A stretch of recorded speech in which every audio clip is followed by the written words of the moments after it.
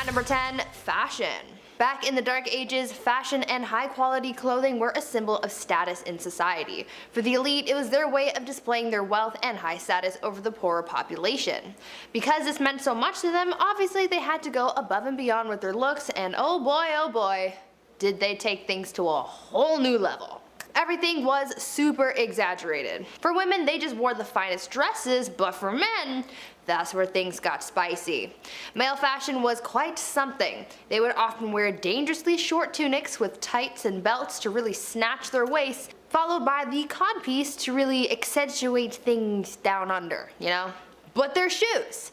Don't even get me started on their shoes. They wore some seriously pointy shoes, and to them, the longer and pointier, the better. Their elf-looking kicks were really what screamed, "I'm better than you" to the rest of the public. Some shoes were so long that they had to be reinforced with whalebone to keep their shape. These people looked pretty ridiculous, at least to our modern standards, but back then, wearing pointy shoes and tunics with the codpiece was like the equivalent to wearing a full Gucci fit. At number 9, helmeted chickens. In the Dark Ages, peasants didn't really get the best food. The good stuff was more so saved for the members of the elite, and these people ate some good stuff. I mean, to us it's weird, but to them it was finger-licking good. Speaking of finger-licking good though, let me tell you about one of their weirdest foods, helmeted chicken. No, it wasn't a special chicken that was prepared with special ingredients or whatever. It was literally what the name is, a helmeted chicken, aka a chicken with a helmet on. I know, weird, right? This was a theatrical dish to say the least. It featured a regular old cooked chicken that was stitched to a pig like he was riding on its back, and to add a special little something something, the cooks would fashion a tiny helmet to make it look like a guard or knight for whatever lord or king that they were serving this bizarre dish to. This was a fan favorite because of how extravagant it was, but that trend sort of lived and died in the Dark Ages because you can't catch any chef doing something like that these days. Gordon Ramsay would have a fit over this one. Before I carry on telling you guys about all of the weird and crazy things that people did back in the Dark Ages, I would first like to ask you guys to leave a like on this video if you're enjoying it so far, and also consider subscribing as well to see more videos like this one. At number 8, beautiful death. Death was kind of a big deal in the Dark Ages. Sounds weird, but you also have to take into account the fact that the average life expectancy was only about 30 years old, so really, you didn't have long. Also, people back then were faced with some pretty harsh times like famine, cold, and of course the Black Death. Because they had to face death so early on and so often, the so-called art of dying came to be. The whole premise behind the art of dying revolved around dying a good Christian death. According to those who lived in the Dark Ages, your death had to be planned and peaceful. When someone was on their deathbed, they would concern themselves with accepting their fate without, quote, despair, disbelief, impatience, pride, or avarice, end quote. This art of dying thing was very popular amongst priests, and this actually led to a lot of painters at the time depicting people in holy professions as submissive to death and what was to come for them. At number 7, Feast of Fools. One of the more lively aspects of the Dark Ages was the many festivals and holidays that were celebrated. Though most of the population worked grueling hours for days on end, they often got breaks to hold celebrations. Most holidays and celebrations that were held were religious, but others were just silly and were designed for people to have fun, like the Feast of Fools, for example. The Feast of Fools was held in early January and was inspired by the pagan festival of Saturnalia. This was a pretty interesting festival because it involved swapping the highest respected officials with serving maids, and they became masters and were crowned kings of misrule. This festival first started as something confined to the church, but soon became a bigger affair with parades, comic performances, music, costumes, and even drag. These people really liked their festivals. Another pretty weird festival that they held was the Festival of the Ass, where a young girl carrying a child would ride on the back of a donkey into a church, and during the service, instead of saying amen, they would say hee-haw like a donkey. I know, bizarre, right? At number 6, soccer. These days, people regard soccer, or football, as a modern European sport, and though it is popular in these modern times, it turns out that the sport has been around a lot longer than you might think. Soccer was first played back in the Dark Ages, however, it is very different from the soccer that we know today. Back then, the sport didn't even really have a name, and there were no rules either. The only thing that people followed when playing the game was the objective of winning. Back then, you were allowed to win by any means necessary, besides deliberately offing people, of course. Back then, soccer became known as a pretty brutal sport. It was violent, chaotic, bloody, and sometimes even deadly. It involved an infinite amount of players, so it was really a free-for-all on the playing field. The sport was so intense that in 1314, King Edward II banned the game, decreeing, quote, "on pain of imprisonment, such games to be used in the cities in future," end quote. Glad things have changed since then, because FIFA would be really intense if it hadn't. Number 5. Joan of Arc. Finally, a woman in the Middle Ages. Who'da thunk? Joan of Arc was considered and still is revered the heroine of France for her role in the Siege of Orleans during France's 100-year war with England. Joan of Arc, a peasant with faith on her side, had believed that God had chosen her to lead France in victory against England and had spoken to her since she was young. At only age 17, she had stolen men's armors, a white horse, and like a Valkyrie riding into battle, she had convinced an entire army that she was appointed by God to win. And then did! That's the most badass thing I've ever heard in my entire life. After such a miraculous victory, her reputation spread among France, and upon her capture and death at 19, the Maid of Orleans herself would forever live on as one of the greatest saints and symbols of the country of France. Number 4. Henry V. Another war? All these people do is kill each other. Does anyone fish? Or golf? No one, huh? Just swords and heads, swords and heads. A history itself. This time, England beats France. King Henry V, Prince Hal himself, leans into his kingly duties, demolishing France in what Shakespeare would delve into years to come. The Battle of Agincourt is one of England's most celebrated victories and was one of the most important triumphs in the 100 Years' War. Then should the warlike Harry, like himself, assume the port of Mars, and at his heels, leashed in like hounds, should famine, sword, and fire crouch for employment.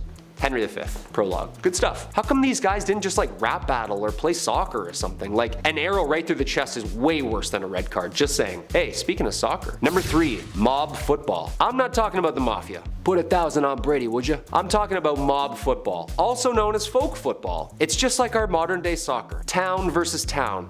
Except it has an unlimited amount of players. And there's only 2 rules to the game. Get the inflated pig's bladder over the opposing team's lines on the other side of town, and no murdering. I mean, I guess this is closer to rugby? Yeah, this is literally just rugby. This game was played competitively and eventually outlawed at Oxford University in 1555. Just a guy named Jeeves in a polo. Oh yeah, I play mob football at Oxford. Yeah, I'm also in a frat. This game got so out of hand it was banned numerous times in England. There is great noise in the city caused by hustling over large balls from which many evils may arise which God forbid. We command and forbid on behalf of the king, on pain of imprisonment, such game to be used in the city of the future. Thankfully this game has calmed down over the years and now has become the most popular played and watched game across the world. Go Liverpool! Number 2, the printing press. The printing press is a machine that was designed for the mass printing of text, mostly in form of books and newspapers. With an unknown date of origin, first invented in China, this machine, designed in the 15th century by Johannes Gutenberg, was a revolutionary new form of writing which would only change the direction of history with the mass production of uniform text. Long story short, people didn't have to get the world's worst wrist cramp writing Hamlet over and over again. To be, or not to be, 86 more folios? The alphabetical metal keys would be placed into the device and slammed into the paper, pressing ink upon the parchment. You know there's gotta be some books half written in purple ink because they just ran out of black. Come on, we've all been there. Ink's expensive. Number 1, William Shakespeare. The Bard himself, arguably the most influential writer of the English language. William Shakespeare was born in Stratford, England. One of the easiest ways we can look back into the dialogue and lifestyle used by the people living in the Middle Ages. This playwright documents the world in which he lives from 1564 to 1616. Due to Shakespeare's unbelievable talent for building and fabricating an array of diverse stories and characters via players, modern day is able to see the Middle Ages and the similarities and differences the people were experiencing. His plays are based in the environment that they were written in. He writes about diseases, he writes about monarchy, he writes about women's rights. Okay, so no one actually got turned into a donkey by some fairies in the woods, but some of those wars actually did happen, and some of those kings and queens were really twisted. How this man created so many brilliant works and stories, all part of the mystery. What do you think? Genius? Or did the guy have some help? One man in his time plays many parts. Number 10, naughty naughty. There's a reason we don't do things like we did in ye olde times. We didn't know, but now we do. So there's really no excuse for acting up. A very common practice for marriage back in ye olde times was to marry a girl at the age of 12. And in case you're wondering, no, the man was nowhere close to the same age. Yes, it's just as gross as you think. No, I'm not happy talking about it, but that's just the way things went. I can just imagine how happy those young ladies were when their parents came to them and said, listen, the lord across town fancies you and the dude's got the bag. So you're gonna marry him so mommy and daddy can get the bag too. That's just one example of the medieval business transaction. I mean, marriage. Marrying for love. Number 9, pull up a chair. The people of my generation either struggle to phone the doctor to make an appointment because of crippling anxiety, or they flaunt it on OnlyFans. There's no in between. However, I still think most people would feel uncomfortable finalizing their marriage in front of a party of witnesses. I honestly cannot think of a more awkward situation. Do you cheer them on? Are there sports commentators talking about the moves? Are there snacks? You could be there for 30 seconds, or 10 minutes depending on who you're watching. It just seems like a lot of unpleasant viewing to walk out of a room later to then all agree that yes indeed, that couple is married now. But hey, that's just how it went. Witnesses or family would watch you do what animals do on the Discovery Channel. Number 8, the birth factory. Soap and sanitation is one of the greatest things ever invented. Don't you just love taking a hot shower after a long day? Oh, I know I do. Hygiene was not the greatest back then, and while not the only factor, it did contribute to a high infant mortality rate. It was just one of the many factors. So, when young women were married, and married rather quickly, it was time to start pumping babies out. It's more of a quantity over quality kind of thing. Before marriage was declared a holy sacrament, these things were happening everywhere. Pubs, town squares, heck, even in your house. Now, for the people at home, can you tell me how you feel about the holy sanctity of marriage? Especially after you've been married for more than 10 years. Does it feel good? I bet it does. Number 7, wrapped up. One of the weirdest superstitions and traditions that still carries on today is that the bride cannot be seen by the groom before she walks down the aisle at the wedding. Why?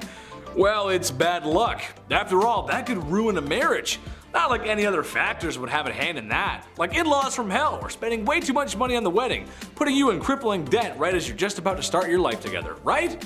Well, this was the way of the medieval wedding, and something used to even keep things mysterious was for the bride to wear a veil. It was thought that it would protect her from evil spirits, but also keep her from being seen by the groom, which honestly sounds like it might have been worse. So when the groom got to unwrap his wife, if he didn't like it, well, sucks to suck, brother. Just imagine your bride walking down the aisle and then, yes, I will get married to you. Let's do it. Number 6, Mr. Steal Yo Girl. This one's pretty messed up. I'm not even sure how this was even possible, but hey, here we go. So on your wedding night, it was the legal right of feudal lords to come on down to your place and shack up with your soon-to-be wife. What? Who most likely was a virgin? That's right, the government would come down and fornicate with your wife. Sounds just like the IRS. Anyway, this messed up tradition is somewhat shrouded in curiosity due to its extremely uncomfortable nature and its legitimacy. It may or may not have happened, or at least if it did, it might not have been as commonplace as some people may think. Moving forward, I think it's safe to say that this tradition can stay in the past, as there's no need for the mayor of my town to be sweet talking to my wife during the wedding.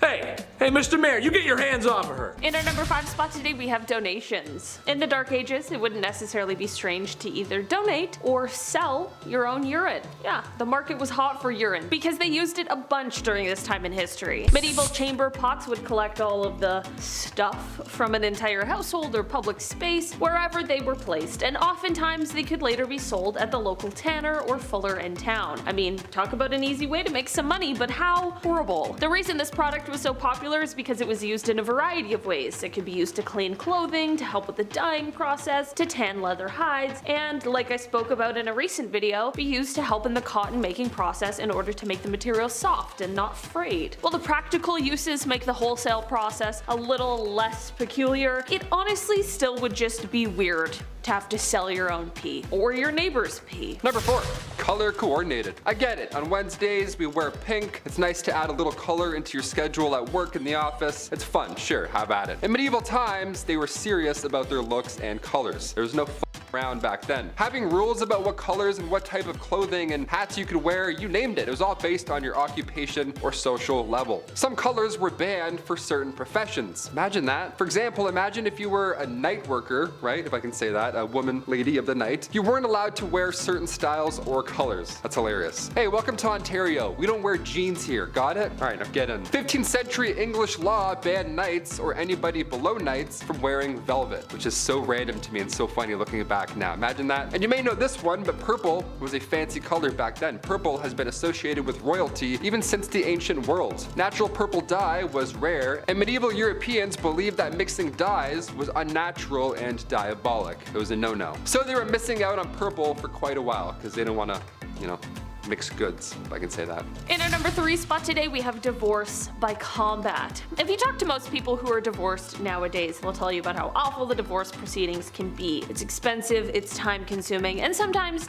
things get pretty heated. While these harrowing tales are definitely less than delightful, things could definitely be worse, and by worse, I mean you could be getting a divorce in the Dark Ages by way of combat. The first documented instance of this was created by Hans Talhofer in a 1467 manuscript. He wrote, quote, "As per the instructions, the husband was put up to his waist in a 3-foot wide hole dug in the ground with one hand tied behind his back. The woman was to be armed with 3 rocks, each weighing between 1 and 5 pounds, and each one wrapped in cloth." Basically, the man couldn't leave the hole, but the woman could run around the edge of the pit. He continued on, quote, "If the man touched the edge of the pit with either his hand or arm, he had to surrender one of his clubs to the judges. If the woman hit him with a rock while he was doing so, she forfeited one of her stones." While this sounds like an insane process, it really was true and continued on before growing rare in the early 13th century. Not only has the discovery of this historical practice shed light on something we previously did not know, but it also gives us a glimpse into the gender dynamics of the time period. We're not entirely sure how this sort of divorce ended, but many speculate that this basically continued on until one of them died or one of them surrendered. Number 2, bucket family style. For my last one today, we're getting real cozy. Real cozy. Remember in Charlie and the Chocolate Factory when all his grandparents have to share that one rickety old bed? Well, that's what everybody at home looked like in the Dark Ages. Imagine being in the middle. I'm already anxious thinking about it, just stuck.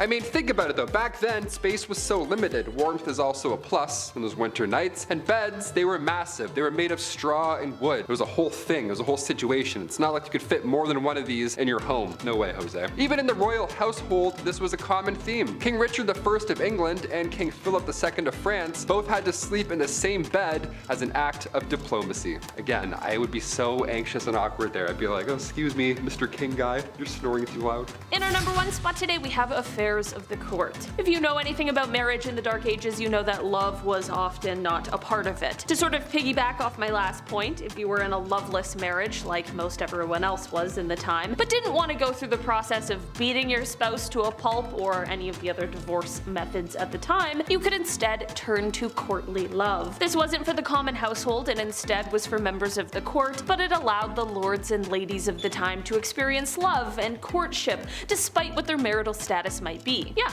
it was a place for married people to go and hook up. Well, not entirely. I mean, there of course were rules in place and society was very pious, so people weren't exactly hooking up, but it was a huge hit. People danced, they giggled, they flirted, and sometimes people could even be caught holding hands. One of the rules of courtly love just stated, marriage is no real excuse for not loving. Starting our list off at number 10, don't steal crops. In medieval times, stealing crops was considered a very serious crime, as funny as it may seem in your head. See a guy grab a vegetable and run away. Crops were a vital source of food and income for farmers and communities. There's no Uber Eats back then, alright? Somebody steals your tomatoes, you're fucked. In some cases, the punishment might be a fine or restitution paid for the victim, while in more serious cases, the thief might be subjected to public humiliation or physical punishment, such as whipping or branding. Yeah, branding somebody publicly, all because you ate the wrong apple off the wrong tree. Repeat offenders might of course face more severe punishments because something's afoot here, okay? We're not buying your story this time. Such as imprisonment or banishment from the community. Yeah, banishment. Just get out of here. Next village. See ya. Overall, Overall, stealing crops was not taken lightly in medieval society at all, and it could result in significant consequences for the offender. Getting branded because you stole a crop. That's embarrassing almost. Number 9, don't steal at all. Yeah, let's rewind the clocks back a bit more. Don't take anything ever. How's that sound? Sweden's Bjarki laws were a set of Viking-era laws that governed maritime trade and piracy. Now, they were enacted in 832 AD, pretty old school, and they included punishments for various crimes, including theft and piracy. The punishment for stealing in a Viking society, it of course varied depending on the severity of the crime, the value of the stolen goods, and or the social status of the offender. But for minor thefts, the offender might be required to pay restitution or make amends to the victim. This could involve returning the stolen goods, paying a fine to them directly, or performing a service for them. You're basically a slave for them. For more serious offenses such as repeated thefts or stealing from a chieftain, the punishment might be more harsh. And this is where we get into the nitty-gritty of our list. Here, the offender might be stripped of their social status, exiled from the community, or even killed, the worst of the worst. Now, in some cases, the punishment for stealing could also involve public shaming. That in the Viking era, I didn't want to know what that would look like. The offender might be paraded through the community or subjected to other forms of humiliation. Yeah, we'll get to the lung stuff a little bit later on. Slowly but surely we'll get there. You have to start at theft and then work our way to the lunging and the horrible knee-breaking stuff. Number 8, arson. Capital punishment was a common punishment for arson in the medieval age. Sounds a bit harsh, but hear me out. Last time I was on this channel, I was talking about the Great Fire of 1666. It took 15 lives, but ultimately this fire, it forced officials to rebuild a great part of the city, restructured everything. This changed history. Fire in medieval towns equals trouble. It's gonna spread quite fast. A lot of wood, a lot of woody stuff. So if you were found guilty for arson, well, buddy, you're screwed. Arson, the deliberate setting of fire to property, it was considered a serious crime and was often punished severely in order to deter others from committing similar crimes, right? In some cases, arsonists were killed by hanging or they were burned themselves at the stake. Yeah, burning at the stake was a particularly gruesome form of capital punishment in which the accused was tied to a post or a stake and then they were set on fire. Again, this was all a public affair. People came out to watch this. Horrible. Horrible. Hide your eyes. We're not going to watch this one. Number 7, amputation. While amputation was not a common punishment in Viking societies, there are historical accounts of it being used in extreme cases of punishment, which is absolutely crazy. I'll tell you 2 of them. One example is the story of Orm of Lyre, who was a wealthy farmer in Norway during the 11th century. Now, old Orm here, he was accused of multiple killings, including the killing of a chieftain, and was sentenced to have his hands and his feet amputated. Yeah, you can't kill anyone when you don't have any mitts, apparently. This was a severe punishment that was reserved for the most serious of the most serious, and it was intended to permanently disable the offender and hopefully prevent them from committing further crimes. Example number 2, Edvin Knifri. He was a wealthy farmer, again, another farmer in rough times. He was a wealthy farmer in Iceland during the 10th century. Now, Edvin, he was accused of stealing cattle, and as a punishment, his nose and his ears were cut off. Do you hear that?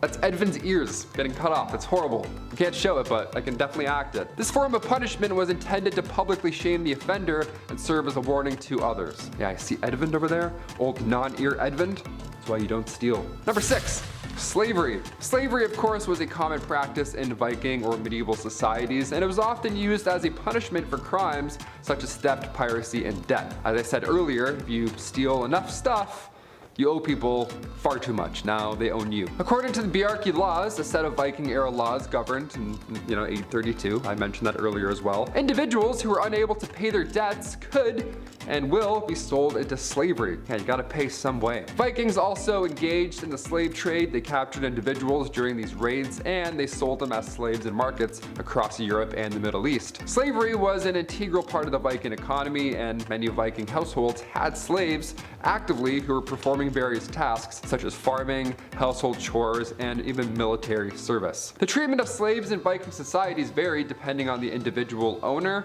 but slaves were generally considered property and had few legal rights. Yeah, we don't look at that often when we look at medieval history. We often just imagine guys like me with big beards, you know? At number 5, an eye for an eye. When it came to the legal process in medieval Europe, things weren't always fair.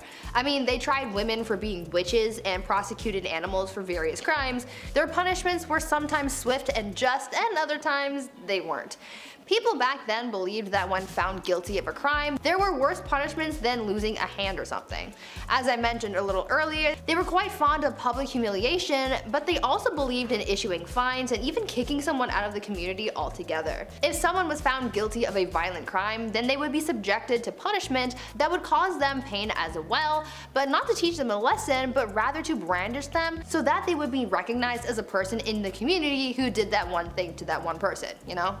Since these people were very religious, they also had to make up with God for whatever crime they committed as well, so usually that would involve fasting, and then it would be up to Sky Daddy to determine if further punishment was needed. At number 4, the king's evil.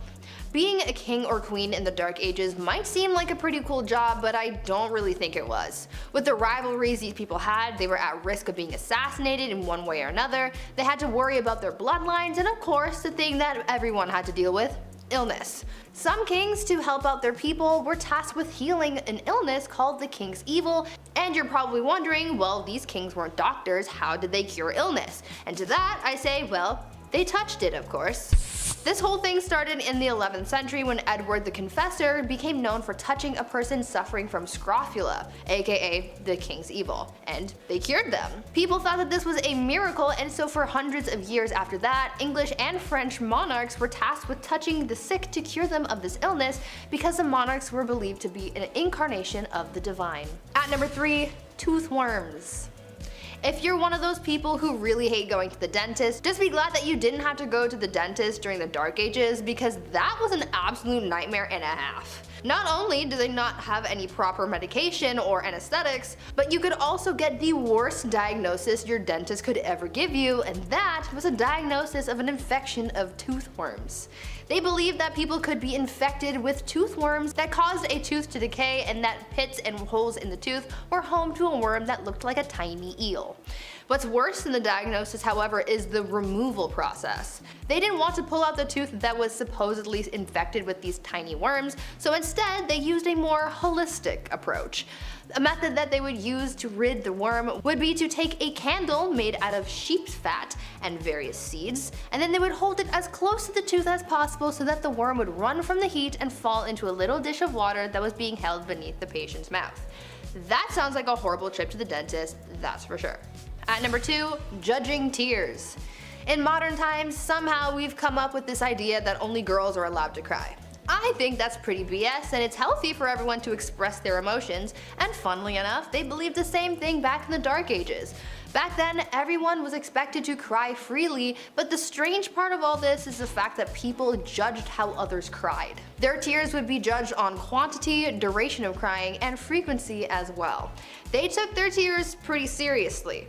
Obviously, when someone was crying because of some kind of loss, it was pretty much nothing, but if they saw someone else crying for a different or unexplained reason, this was believed to have been a different kind of tears called the gift of tears. They believed that this was a sign that someone was thinking of Jesus and his suffering, and that they were so overcome with emotion that they were moved to tears, and this was also considered a gift from God. As long as someone's crying wasn't too loud, they didn't cry too much, and it didn't disturb anyone, especially during a church service, they were just considered particularly devout. And finally, at number 1, pee readings. This Dark Age tradition is probably one of the strangest ones I have ever heard, and you might come to think the same thing. In medieval England, people were known to get diagnosed based on their pee. Back then, they believed that the consistency, color, and taste of someone's pee could diagnose someone's ailments. They took this method of diagnosis so seriously that they published books for the wealthy so that they could do the practice at home, and these books included illustrations and color charts so that they could judge their own pee. According to their text, if your pee was white, then it was the ideal color and that meant everything was working properly. If it was wine colored like blue or black, then that meant that something was very wrong. And if it was green, then you were basically on your last leg and you should probably get your will in order. Now, I'm not sure how accurate these readings actually were since medicine was basically non-existent back then, but they tried their best with what they had, I guess. However, I'm pretty sure you don't need a book to tell you that your wine-colored pee is a bad thing. Now before I wrap things up for today, I want you guys to leave me a comment telling me if you would participate in any of these Dark Age traditions, and if so, which ones. Number 10. The Doomsday Book, 1085. The Doomsday Book was created under William I, also known as William the Conqueror. Like, you're already the first, man. You don't need two names, come on. This guy basically drew up a book to document people's money so that he could tax them. Oh yeah, this is the very first time surveyors went town to town and recorded how much money you would owe for simply just doing you. Men would show up at your house asking how much money you made and document your spending habits. 5 shillings on groceries, huh? Okay. And 5 on that phone plan. Look, tax season's coming up, Arthur. It's not looking good, man. Talk about a bunch of crooks, huh? Imagine owing someone money for just trying to make an honest living. Yeah, thank God that didn't catch on, right guys? Oh, speaking of, I gotta phone H&R Block. Number 9. The Crusades. A 3-part miniseries spanning over 200 years. These bloody and ruthless wars were battled between Muslim and Christians for the proprietorship over sacred sites and the land in the East Mediterranean. A 3-part miniseries spanning over 200 years. These bloody and ruthless wars were battled between Muslim and Christians for proprietorship over sacred sites and land in the East Mediterranean. Wars that resulted in 6 million deaths. The Knights Templar, a brotherhood of highly trained soldiers horseback bashing their way through the East. These guys were the real deal, almost like the Navy SEALs of their time. We've seen these paintings.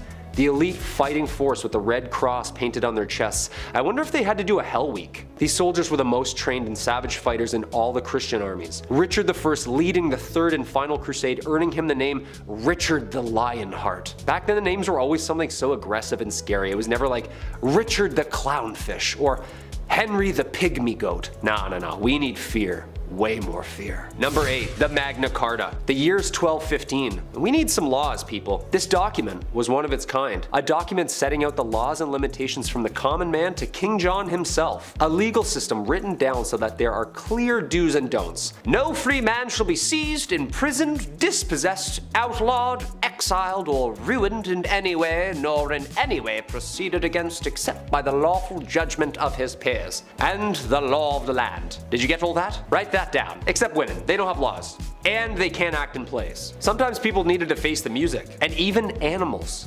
Huh? That's right, animals. Being tried in a court. A lively and popular event trying any law-breaking animal from goats to pigs to even chickens. Ladies and gentlemen of the court, did you, Mr. Feathersworth, peck the floor, yes or no? Objection, Your Honor, leading the witness. My brain can't fathom this, guys. Number 7. The Battle of Bannockburn. This infamous battle between Scotland and England was one of the most important battles of the Middle Ages. The end of the bloody war for independence. Basically, Scotland was like, yeah, we're gonna go over here and roll our R's. The gruesome wooden wars were caused by the English invading Scotland in 1296. A leader slowly rising the ranks, William Wallace, the guardian of the King of Scotland himself, holds off the English forces and is knighted a hero to Scotland. Unfortunately, like every hero back then, he was also hated. He was captured, hanged, drawn, and quartered. Like, why do you have to do all that after he dies? Like, he's dead. Not fun. The battles between Scotland and England ended in 1314 with Robert the Bruce securing Scotland's independence, adding like 45 more dialects to the UK. Freedom! Number 6. The Black Death. Ooh, talk about a curveball. The year's 1348. People are saying things like, don't let the bedbugs bite. Clearly not a very clean and safe time. The Black Death, aka pestilence, aka the Great Mortality, or simply known as the Plague. Single-handedly the worst pandemic ever recorded in history, wiping out somewhere between 70 to 200 million people. Ooh, now I get where bless you comes from. Someone sneezed back then and everyone's dead at 14. This is where we see those doctors in the terrifying bird outfits with the long noses stuffed with garlic and herbs. Excuse me? Yeah, he's not wearing a mask. I'm just trying to watch a cat publicly get skinned. Yeah, 6 feet please. Some doctors prescribed urinating on a person so that the bad smell would drive out the infection. Can you imagine? Just a doctor writing you up a script and go ahead and pee on yourself about 4 to 5 times a day. Take with food. Should be gone early next week. And just let me put my mask back on here before you leave. There you are. The plague started in Europe in October 1347 when 12 ships from the Black Sea docked at the Sicilian port of Messina. Most sailors aboard the ships were already dead, but those who were still alive were covered head to toe in black boils that oozed pus and blood. Ugh. Sometimes the Black Death included fever, chills, vomiting, diarrhea, temporary loss in motor skills, and then of course, death. Number 5. Steal. While it's next to impossible to prove your marriage to somebody, it was also pretty tough to catch a thief. No alarms, no cameras, it was literally like Assassin's Creed. You would just throw your hood up, grab an apple, hide it, and then sprint into the woods for 30 minutes and be like, yes, I got away safely. The markup for stealing was also pretty insane for the time, but it made sense. If you stole something worth half a mark in Danish-controlled parts of England, you would be fined 80 times whatever you stole. So you'd better be a track star. If you're stealing that pie, you're like, I gotta go. My family needs this. Each ruler had a different way of dealing with theft, so you may have gotten off lucky sometimes. Not trying to promote stealing here, but I'm talking about a time where people would risk their life to steal a loaf of bread for their family, you know? Not just like pickpocket a BlackBerry. But again, sometimes depending on where you got caught, you would lose an ear or you would lose a hand for stealing a cranberry. Anything over half a mark often resulted in death as a punishment. So run fast. Number 4, blasphemy.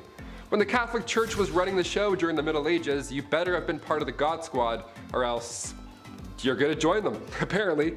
Thomas Aquinas wrote about blasphemy in the Middle Ages, saying that if we compare murder and blasphemy as regards to the object of those sins, it is clear that blasphemy, which is a sin committed directly against God, is more grave than murder, which is a sin against one's neighbor.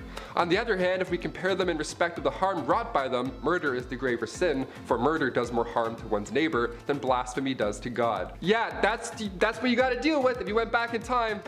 Good luck, hope you're religious. If you spoke ill of the church and had beliefs of your own, God forbid, pun intended, that was one of the most wicked crimes to date. If you were charged with blasphemy, your tongue was removed with hot tongs or pliers.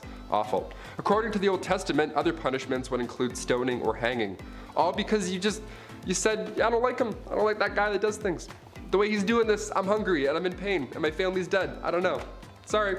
Blasphemy was common because you could accidentally do it, unlike stealing, you know? On my way to the studio today, I slipped on some ice, and let me tell you, if I was in the Middle Ages, I would have been charged twice before 9 a.m. Number 3, live in the city. Okay, you may grow up wanting to live in the big city, the Big Apple, the city that never sleeps. Whatever pulls you to the city, it would have been a lot different back then. Living in the city sucked. It was actually preferred to live in the countryside in the middle of nowhere. Like starving was better than this, really. If you were poor in the city, you had a short and nasty life. Cities were often built near rivers, but it didn't take long for said rivers to be full of sewage. Stinky water. I mentioned the plague earlier. Just like today, numbers pop in large cities, so if disease hit the town, it hit the town pretty hard. Just constantly wiping out these packed crowds over and over. And maybe you're a fan of the nightlife. Maybe you wish you were able to hit up these local medieval taverns, have a ye old IPA, ale, whatever the hell. It wasn't even that fun. Curfews were strict, and if you were caught outside of that curfew, the odds of your drunk self getting robbed would be pretty high. Also, cities had public bathhouses too, which sounds nice, but again, during the Black Death, maybe let's not take a dip today. Let's just wait. Let's just wait a week. Number 2, wear stripes. On Wednesdays, we wear pink, but we never wear stripes. Medieval Europe, if you were caught wearing stripes, maybe you're trying to make a fashion statement, you could literally end up dead. There isn't a gang of mimes that will silently take you out if you wear their colors. No, stripes in medieval Europe was seen as the devil's clothing. There are accounts of real people getting arrested for wearing stripes. That's it. Where and when this began, it's hard to pinpoint, but in 1310, in the French town of Rouen, a cobbler was sentenced to death because he decided to wear stripes that day. It was a big deal though. It wasn't a law that changed depending on what town you're in. It was bigger than that. In 1295, Pope Boniface VIII banned religious orders from wearing any type of striped clothing. So it wasn't like, oh, this town's cool, you can wear stripes here. It's like, no, you're the devil. Bye. And finally, number 1. Witchcraft. Whenever we think back to the Middle Ages, it's hard to forget that we once would accuse others of being a witch. It's like 5 plus 5, I think that's 10. We're like, how did you know that? You're a witch. You're definitely a witch. They would accuse animals of witchcraft, wizardry. No better sous chef than a golden retriever, just mixing up some potions. To be fair, Air Bud played like 9 different sports, so I don't completely disagree on that thought. But cats? What's a cat doing with a cauldron? On the official list of victims from the Salem witch trials, 2 cats were accused as well as 2 dogs. If their pet was behaving strangely, it must mean that they're working with witches in the middle of the night. Nothing to do with the poison rye just all over the floor. It's for sure part-time witch. Villagers believe that witches traveled at night not by broom but by riding on the back of your furry friend. And it also wasn't just dogs or cats. They thought witches rode pigs, wolves, dogs, even turtles. Imagine a witch riding a turtle. I'd be like, I'm good, I'll beat you there. Even so, if you were convicted of being a witch, you had to confess. If you confessed to being a witch, your life was spared, and oddly enough, if you refused to confess, then you were executed. In the meantime though, being a witch and all, your head was being dunked in water, you were sleep deprived, these horrible torture methods were used until you were so broken that eventually you just admit to being a witch. You're like, fine, me and Airbud, we witch it up, happy, and then you're fine. If you were suspected of witchcraft, you also had to get naked in front of all these creeps while they looked for the devil's mark. The devil's mark being a birthmark or a mole or freckle, blemish on the skin, whatever. All signs of making deals with the devil, apparently. I would have gone to jail for sure for this one. I would have been dead for this, that's huge. Number 10, carrying a sword. Whenever we see medieval shows or hear stories or see art, everybody always has a sword at their side. I'll admit, on one hand, literally, it's pretty badass. Was this really that common though in the 12th century? Was everyone gifted a sword on their 16th birthday, like in Zelda Wind Waker? No, of course not. I mean, if you were traveling, sure, ideally you'd want a little dagger or a little something to help you out, but swords were a symbol of wealth and status. And the bigger and shinier the tune, the better, right? On average, these things would cost you 7 months worth of wages. So you best start saving up and training. Yeah, you might want to train as well because these things were not light. No, not at all. Ideally, medieval swords would weigh 3 to 4 pounds. Doesn't sound like much at first, but I know after 8 minutes, I would be switching arms real quick. It's like when you hold your hand up in class, you're like, oh God, what's going on here? Gotta do some push-ups. In our number 9 spot today, we have the death cage. If you were to take a look at the punishments used in history, it quickly becomes clear that people of the past just really liked watching people die or have pain inflicted upon them. It's very strange, it's very dark, and it certainly is not for the faint of heart. The death cage is just one of the many horrifying punishments used during the Dark Ages. Essentially, this was just one method of execution that was extremely public, as they would strip the person down and lock them in an iron cage that was placed somewhere that everyone would be able to see. From here, the condemned person would be locked in there with no food or water, and everyone would just watch as they slowly died. Unbelievably messed up for a multitude of reasons, for sure. Sometimes, to make matters even worse, however, the condemned person would also be slathered in milk and honey so that they would also be attracting insects, just to make the whole dying process even worse. It's all bad. I'm just thankful that those days are over. Number 8, the summer of 1348, aka the Black Death. Now let's talk about this horrible event, shall we? If you thought summer 2020 sucked, well, buckle up, this one was pretty bad too. The bubonic plague arrived to medieval England in 1348, and the death toll here was absolutely devastating. Somewhere from 1/3 to half of England's population gone, just like that, and that's it. The plague hit hard and it hit fast. Now today we have variations of the virus, one we shall not name, but back then the plague was a bacterium now known as Yersinia pestis. Now symptoms were quite jarring. You got lumps in the groin or your armpits, so that can't be comfortable.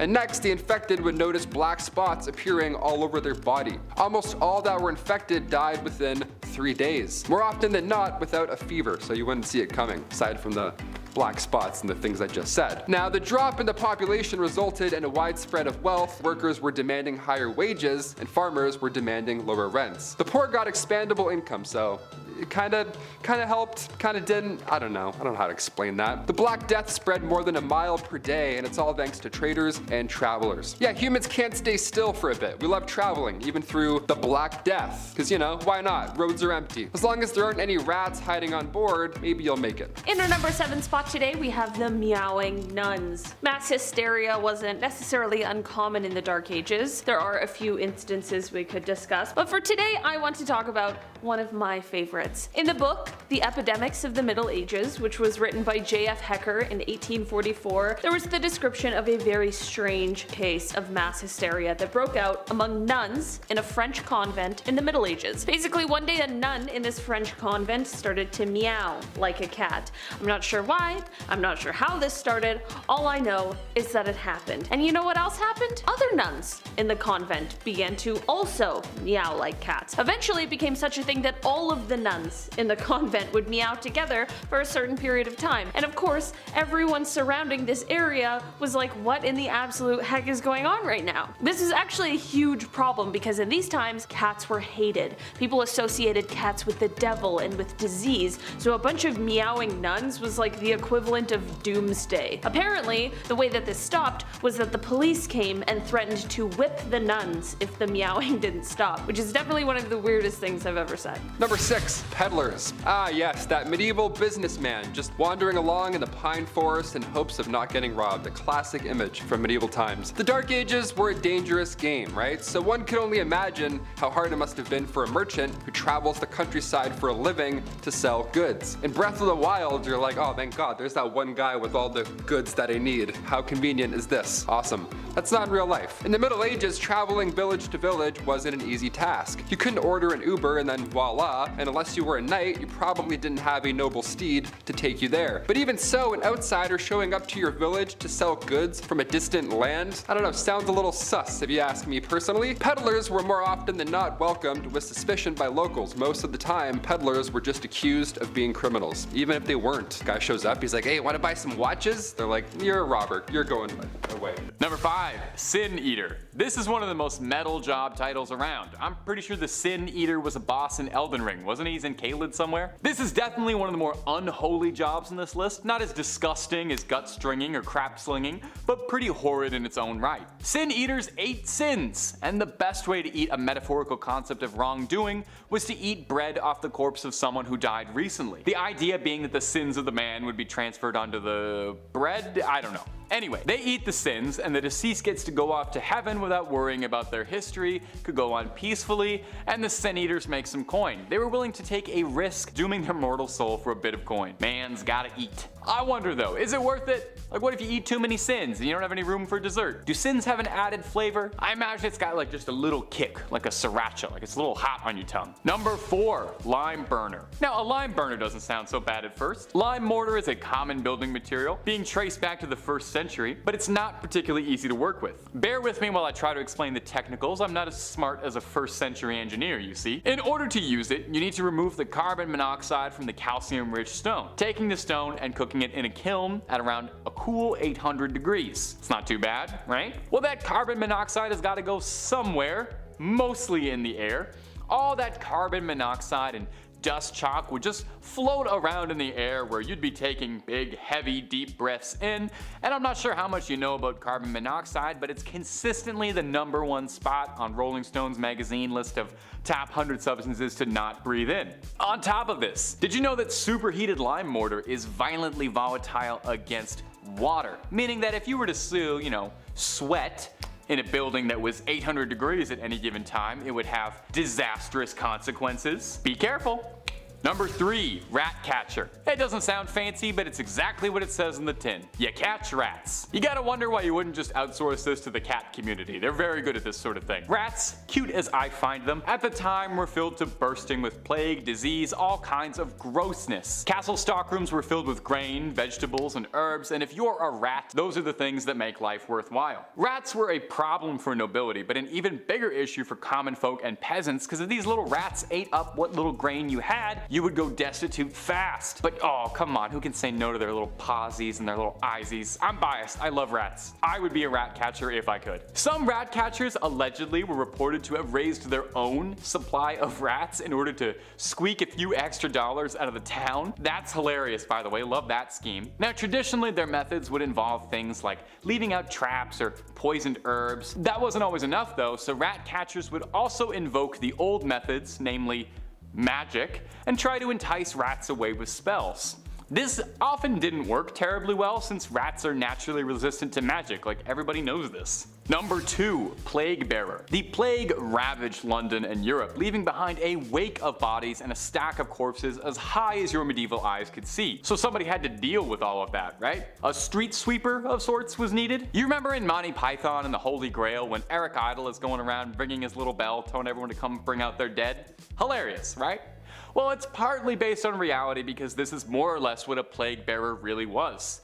The parish would hire out plague bearers who would then tour the streets of the village or town or whatever, wagon in hand, collecting the bodies of the ailing and dead to go dump in a mass graveyard shortly after.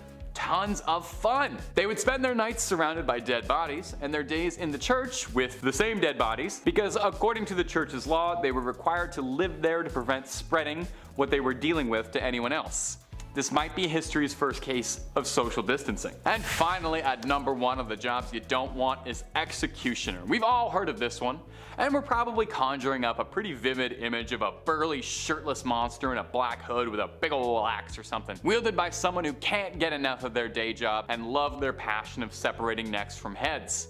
In actuality, medieval people weren't that psychotic, and most executioners didn't join the practice out of a love of the game, but were usually coerced into it. Some were butchers who were called to the job, some were criminals who could do the job in exchange for a reduced sentence, but most commonly, it was a family business. If your dad was the town executioner, it was very likely you would be next in line to wear the hood. Now, the downsides to this job seem immediately obvious. Unless you're super into bloodshed and death, it's probably not the cheeriest job. Seems like the kind of thing you'd take home with you, you know? Kinda hard to lay loose and relax after that. But you know what's worse than the weight of taking another man's life? Social isolation. Executioners were not particularly well liked, looked down upon as outcasts, sometimes even forced to live outside of town. Well, you know what, executioner? It could be worse. You could be the groom of the stool, you could be a nightman, so count your blessings. At number 10, shaming parades. If you've ever watched Game of Thrones, then you might be familiar with that scene where Cersei gets paraded through the streets of King's Landing while naked, while someone behind her rang a bell chanting, "Shame. Ding ding ding. Shame." You know what I mean?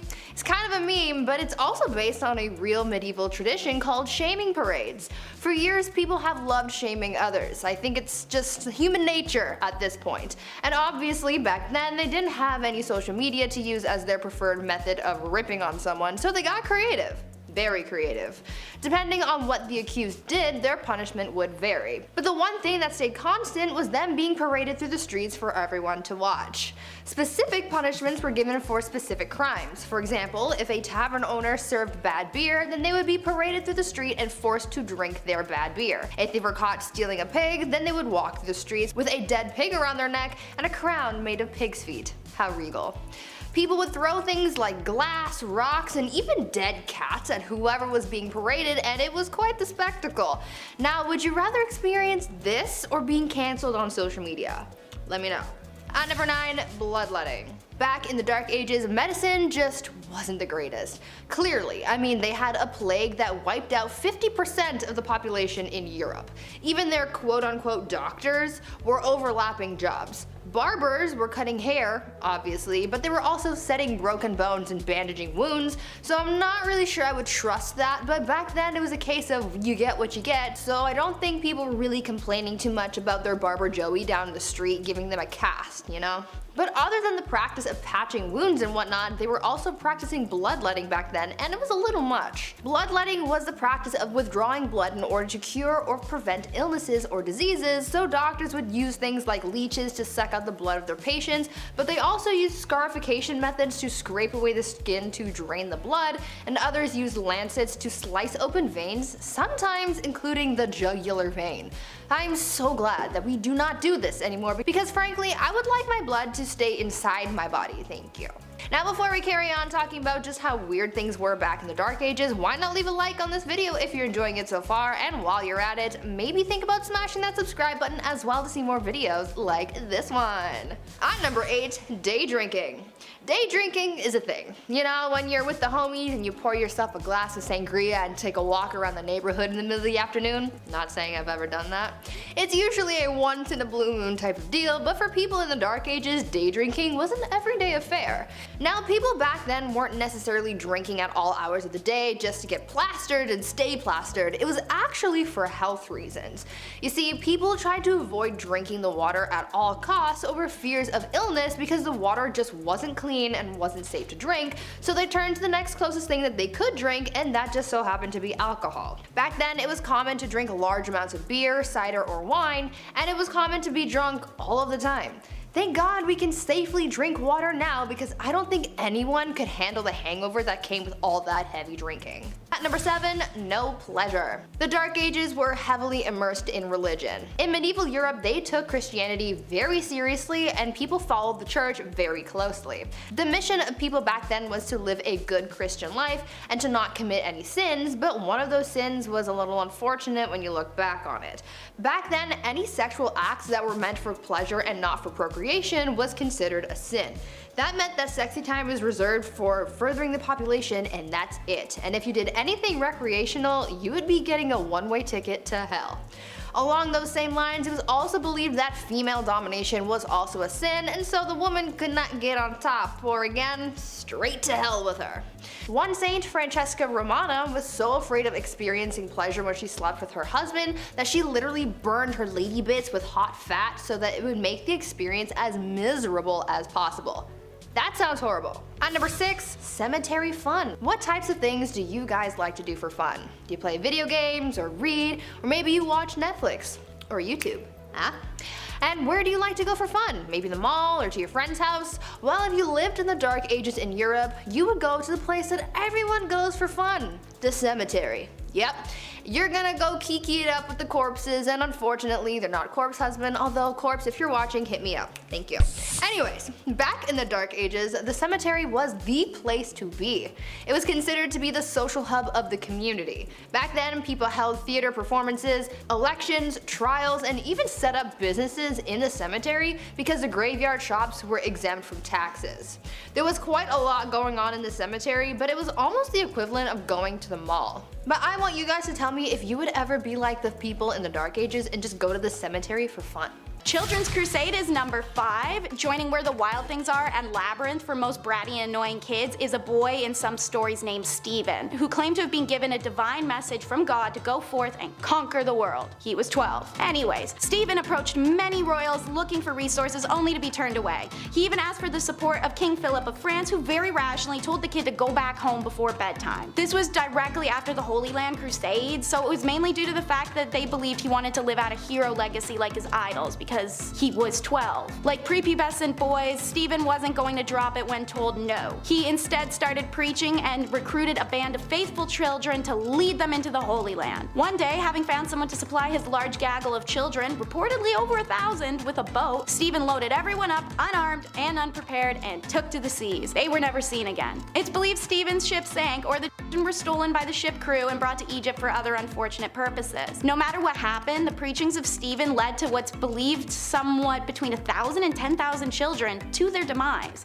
Stephen is one of few documented children crusaders, none of which can technically even be labeled as a crusade, because to fall under that title, a mission had to be delivered and blessed by a pope. No children's crusade was ever approved. Speaking of holy crusaders, the fate of the Templars is number 4 in our countdown. Founded in 1118 as a monastic military, their duty was the protection of pilgrims as they traveled to the Holy Land following the Christian capture of Jerusalem during the First Crusade. The Knights of Templar quickly became one of the richest and most influential groups of the Middle and Dark Ages, erecting banks, castles, and churches. Their wealth would be their downfall. A secret letter detailed black magic and scandalous sexual activities that was sent through France. The reality of this document was that it was made by King Philip of France, who notoriously stole and plundered from anyone he could. In response, more than 600 Templars are arrested, as well as hundreds of non-warriors who handled the day-to-day work such as banking, farming, and organizing. The men were charged with a wide array of offenses including heresy, devil worship, spitting on the cross, homosexuality, fraud, and financial corruption. The Templars, meanwhile, were kept in isolation and fed meager rations, all while facing brutal torture. Given the extreme conditions of medieval methods, it's not a surprise within weeks, hundreds of Templars just confessed to false charges. Their lands and money were confiscated and officially dispersed to another religious order, the Hospitallers, although greedy Philip did get his hands on some of the cash he coveted. Didn't know this guy was real, but the Pied Piper is number 3. The proof is etched in the Hamlinia face itself. An inscribed plaque on the stone facade of the so-called Pied Piper's house, dating to 1602, reads, AD 1284. On the 26th of June, the day of St. John and St. Paul, children children born in Hamelin were led out of the town by a piper wearing multicolored clothes. After passing the Calvary near Koppenberg, they disappeared forever. The tale, in fact, has survived a very long time. Originating as medieval folklore, it inspired the Grimm brothers' legend The Children of Hamelin, and one of Robert Browning's best-known poems, The Pied Piper of Hamelin. While there are some small differences in the stories, the basics remain the same. The piper was hired by the people of Hamelin to rid the town of rats. Trailing after their hypnotic notes, the rat catcher and his magical flute made them go to their demise. But when the town refused to pay the piper for his service, the savior came for Hamelin's children. Entranced by the notes of his magic flute, the boys and girls followed the piper out of town and simply vanished. So what happened to Hamelin's children? One theory is that the Pied Piper played the role of a so-called locator or recruiter. They were responsible for organizing migrations to the east, and they were said to wear colorful garments and played an instrument to attract the attention of possible settlers. Popular opinion is, if this is the case, the children may have been taken to the Berlin area, as the family names common in Hamelin at the time show up in surprising frequency in areas of Uckermark and Prisnik, near Berlin. An entry in Hamelin's town records dating 1384 laments that it's 100 years since our children left. The stained glass window in town St. Nikolai Church, destroyed in the 17th century, but described in earlier accounts, reportedly illustrated the figure of the Pied Piper leading ghostly white children away. And St. Anthony's fire, number 2 in the countdown, is not as cool as it may sound. When people of Paris were tormented with painful boils, sores, swelling, and the sensation of fire in their skin, the only cure seemed to be a trip to St. Mary's Church in Paris. There, Duke Hugh the Great nourished the ill with his holy grain stores, said to help the ill recover. And they did. But as soon as they returned home, they had the plague again with terrible illness. The cause? St. Anthony's fire. The disease starts with faint burning in the skin. Soon red spots covered the infected person's body, who felt like their limbs were on fire. Arms would swell and turn bright red, then terrible hallucinations would plague them, convincing them they were being assaulted by demons or dragged to hell. Finally, gangrene would set in, and the victim's fingers and toes would drop off one by one. Once infected, few survived. So what caused this horrible disease, and why did Holy Grain cure it? Well, if you've seen our video Top 10 Unusual Events from Medieval History, you may know about ergot poisoning. It's a fungus that grows on rye during cold and damp conditions. When the grain is ground up and then made into bread, people consume the fungus and poisoning ensues. So Duke Hugh's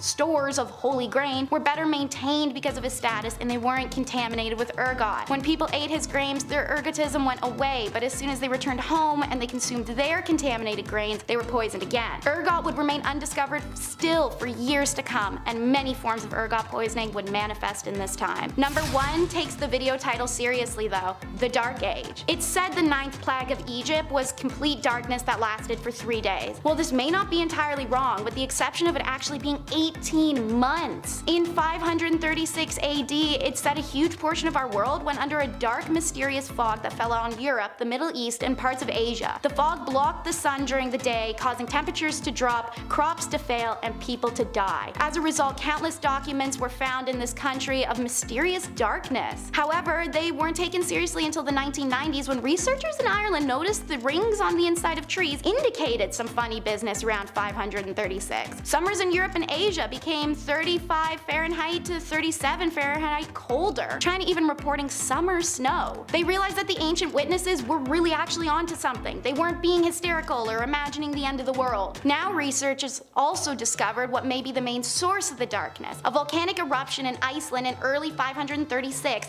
helped spread ash across the northern hemisphere, creating a fog and altering the global climate patterns, causing years of famine. With this realization, accounts of 536 become real horrifying real fast. I mean, put it in perspective. One day the world is plunged into darkness, and then the sun just never rises again. In primitive times especially, this seemed to have a traumatic effect. We marvel to see no shadows of our body at noon, wrote Cassiodorus, a Roman politician. He also wrote that the sun had a bluish color and the moon had lost its luster, and the seasons seemed to become jumbled together.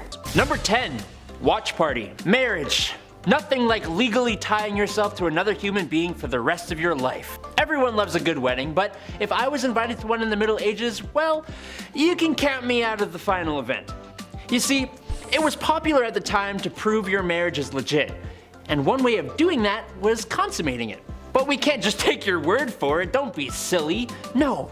Instead, every member of your family, and maybe some members of the court if you're royal, will come with you into the bedchamber to spectate and make sure the deed is done. Imagine being the lady, who would sometimes be carried to the chamber by her family members. Now, obviously, things were a little different then. Marriages were not really a thing of love, it was strictly business. And of course, they had different ideas of what exactly was private. So this is purely from our modern point of view, but I can imagine it was particularly uncomfortable having your least favorite cousin in the room. Number 9, Ivan the Terrible, the first Tsar of Russia. A man who was as cold and brutal as the winters that surrounded him. Ivan had it rough growing up. Both of his parents pulled a Bruce Wayne and passed away when he was very young. Afterwards, he and his siblings were not raised the best. Once described as having nothing but rags to wear, which in that climate must have been awful. So, did little Ivan grow up to be a super rich yet dark hero bent on serving the criminals of the night cold justice, just like his Gotham counterpart? No, he did not. He became wealthy, but awful. Terrible, some might say. There are 100 stories about Ivan and his cruelty, but my favorite is that of St. Basil Cathedral. You know the one.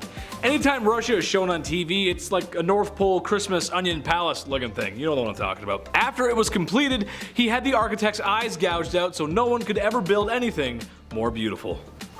Number 8.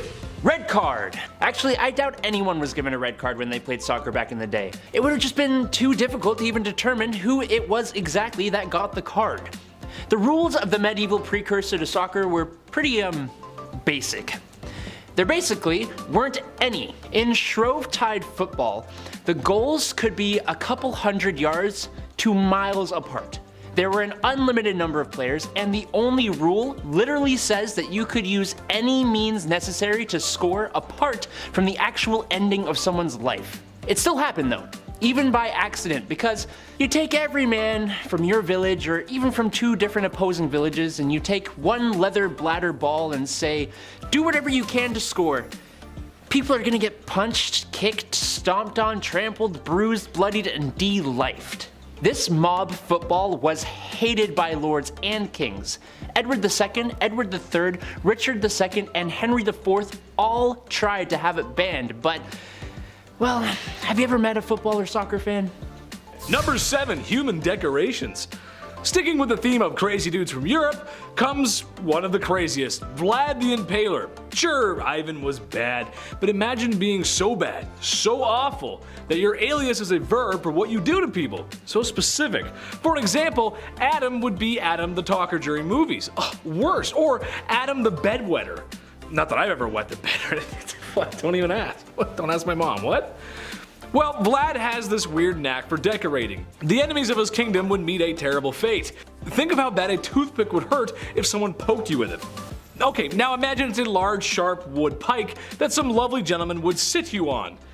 Ugh. As you slowly become one with the pike, you look around and see a field of others who have also met the same fate. The sky turns blood red, black thick clouds form as the moon beams through and shines down on the beast of a man who would dare do this to his people. Vlad the Impaler, a man who did unspeakable things and was the inspiration for Dracula. Who knew, right? Who thought? Who thought? Number 6, body on trial. And where were you on the night of April the 27th? You see, members of the jury, his stunned silence only proves his guilt. Pope Stephen VI was an interesting guy, but I think the most interesting thing he may have done was in 897 when he ordered Pope Formosus, the last guy in his position, dug up and put on trial. What's worse than digging up a dude and yelling at him in a courtroom, finding him guilty, taking away his papal finery and a few fingers, and then reburying him? Digging him back up again and throwing him in the Tiber River. Apparently, the whole thing was possibly a way of covering up the crimes that Pope Stephen had committed because, you see, this guy was one of the first popes to bring on what people call the most corrupt era in the history of the papacy. This pope didn't last too long, thanks to some unsurprising mob justice. And the next guy who became pope, thankfully, outlawed the whole mortal husk on trial thing. At number 5, weddings. Marriage and weddings back in the Dark Ages were very different than they are today. Back then, because the average life expectancy was so low, people started getting married and having kids very young. Usually, girls would be married off as soon as they hit puberty, around the age of 12, and these marriages were not for love. Arranged marriages were the norm back then because it was mostly used to join families for status or for alliances. Marriage ceremonies were also very different back then. Because marriages just weren't as big of a deal back then as they are today, it didn't matter where you got married or how soon. Most people didn't need permission to get married, so they could hold the ceremony anywhere. Marriage ceremonies were held in places like pubs, in the middle of the street, or even in bed. Because of this, it made it really hard to know who was really married and to whom until the 12th century, when it was declared a holy sacrament that must be observed by God. To make things even weirder, the consummation of marriage was also pretty odd because it wasn't a private affair. The act of bedding wasn't seen as an intimate moment between the couple, but rather an investment in the union, so it was observed by witnesses. I am certainly glad things have changed. At number 4, jesters. You would think that being a court jester in the Dark Ages would have been a pretty bleak job, but you would actually be wrong. I mean, yeah, they looked funny with their outfits and hats modeled after the ears of a donkey, but jesters actually held a lot of power in court, making their job a pretty good one compared to other common folk. The court jester's job was to make people laugh by doing tricks, stunts, and telling jokes. Sometimes a jester would poke fun at the king or lord that they served, or would make comments about a kingdom's politics, and for a lot of people, saying these types of things would give them a one-way ticket to the gallows, but not the jester. Because of their profession, by royal decree, anything that they said was taken as a jest or a joke, so no one could get mad or offended at what the jester said or comments on. Basically, the jester was the one person in the court who was immune from medieval cancel culture. They could offend anyone they wanted to, and no one could stop them. At number 3, unicorns and Jesus. The thing about the Dark Ages is that it was full of superstition and mythology. Within this period of time, there was a lot of confusion when it came to religion, as paganism and the rise of Christianity were both hot topics. Many times, superstitions and mythology from paganism made its way into the religious beliefs of Christians, and things were known to get a little weird. Take, for example, the unicorn and how it was incorporated into the Christian beliefs of the Dark Ages. It is believed that a mistranslation of what is thought to have been an ox is what brought unicorns into Christianity. Because of this mistranslation, the Bible likened Jesus to a unicorn. Since it was in religious texts, people in the Dark Ages sort of just ran with it, and so they started incorporating the unicorn into many religious artworks. To further this whole unicorn thing, they made up a superstition that only innocent maidens were allowed to touch unicorns, and they even used the unicorn to come up with a rather uncomfortable allegory of Christ entering Mary's womb.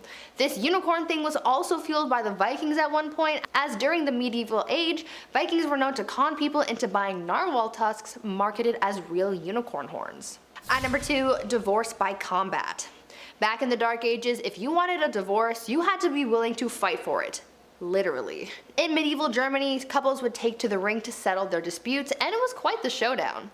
Trial by combat was the common way of settling arguments back then, but when a husband and wife were fighting, things were a little more interesting than just having an all-out brawl. During these divorce by combat proceedings, the husband had to stand in a hole with his hands behind his back, while the wife ran around in a circle with a bag full of rocks.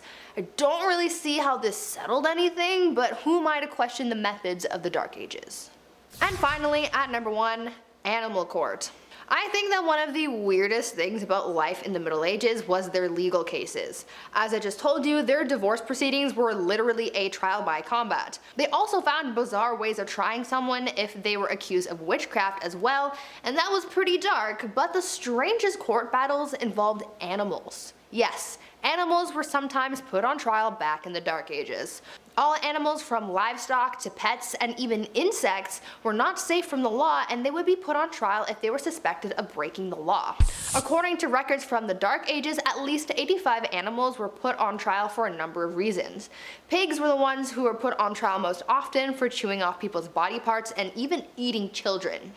In 1474, a rooster was put on trial and found guilty of the unnatural crime of laying an egg, and even unwanted rats were put on trial and received strongly worded letters demanding that they leave the premises. The most bizarre case though involved a donkey who went through a legal trial and actually won. This donkey became the victim of unwanted advances, but was deemed innocent because someone declared her to be, quote, virtuous and well-behaved animal, end quote. These people had way too much time on their hands. Before I wrap things up for today, I want you guys to leave a comment down below telling me what you thought the most bizarre Dark Age tradition was from this list. About all things hairy, and how the French royalty all aspired to cosplay Rapunzel. A tale originating from 6th century Paris, France is about two princes who were going to ascend to the throne. They were kidnapped and the queen consort was given the choice: allow her grandson's hair to be cut, or let them die with their luscious locks intact. She chose the sword over the scissors. One of the princes does manage to escape and he cuts his own hair and becomes a monk. In modern times, saying alright kill him instead of a haircut does sound crazy, but back then men who had long hair showed their power and wealth. According to the Byzantine poet historian Agathias, it is the rule for Frankish kings to never be shorn. Indeed, their hair is never cut from childhood on and hangs in abundance on their shoulders. Their subjects have their hair cut round and are not permitted to grow it further. In Germany, men also typically wore their hair long, but they would tie it up in a bun or on the top of their head and sometimes hide it under a fancy hat. In general, Dark Ages were a time where women did rarely cut their hair, and there wasn't really any time period where short hair for women was trendy then. Lower class women typically wore their hair up in braids and buns because it was easier for them to work with, while upper class women got to style their hair with more intricate processes, using ribbons and metallic wires to help keep their braids and buns in place, like a Leia. On the other end of the spectrum, however, bold is punishment. To address why the grandmother would allow her grandson's death before a haircut, in today's world men shave their heads for all sorts of reasons. They could be naturally losing their hairline, have alopecia, or they're just prone to hair loss. However, in medieval times, hair was considered a symbol of power for royal men, as explained. Royal men never cut their hair, so the longer the locks, the more powerful you're supposed to be. So, as a man, if you let go of your hair, this was a huge sign of humility. If the grandsons from the first story had returned with shorn hair but are meant to be the throne's heirs, they would make the throne look weak and susceptible. Only monks would shave their heads, leaving a narrow strip of hair horizontally around. Other times, only in the middle of a man's head was shaved and the rest was left alone. And of course, as you may know well from our other Dark Age videos, head shaving for women during this time was a degrading punishment, as a woman's long hair was meant to be her most seductive feature. We talked about one type of head hair, let's travel down to the other, bearded baddies. Recently, beards have made a huge comeback, especially now among the young generations thanks to throwback fashion. Studies have shown that people also associate a man with a beard as being more intelligent, and many people find them to be incredibly attractive. Also, nothing is cooler than the giant dude with the bald head and like the big ass beard, you know, let's be real. Respect for beards though is nothing new. During medieval times, knights were known to grow their beards as a sign of honor, and if one man touched another man's sign of honor, well, it was enough of an insult to challenge them to a duel to the death. Now, shaving was common during the Middle Ages. Commoners would be clean shaven for the most part. Royalty was also usually shaven or had a very trim beard that was kept neat and tidy. Hilariously, however,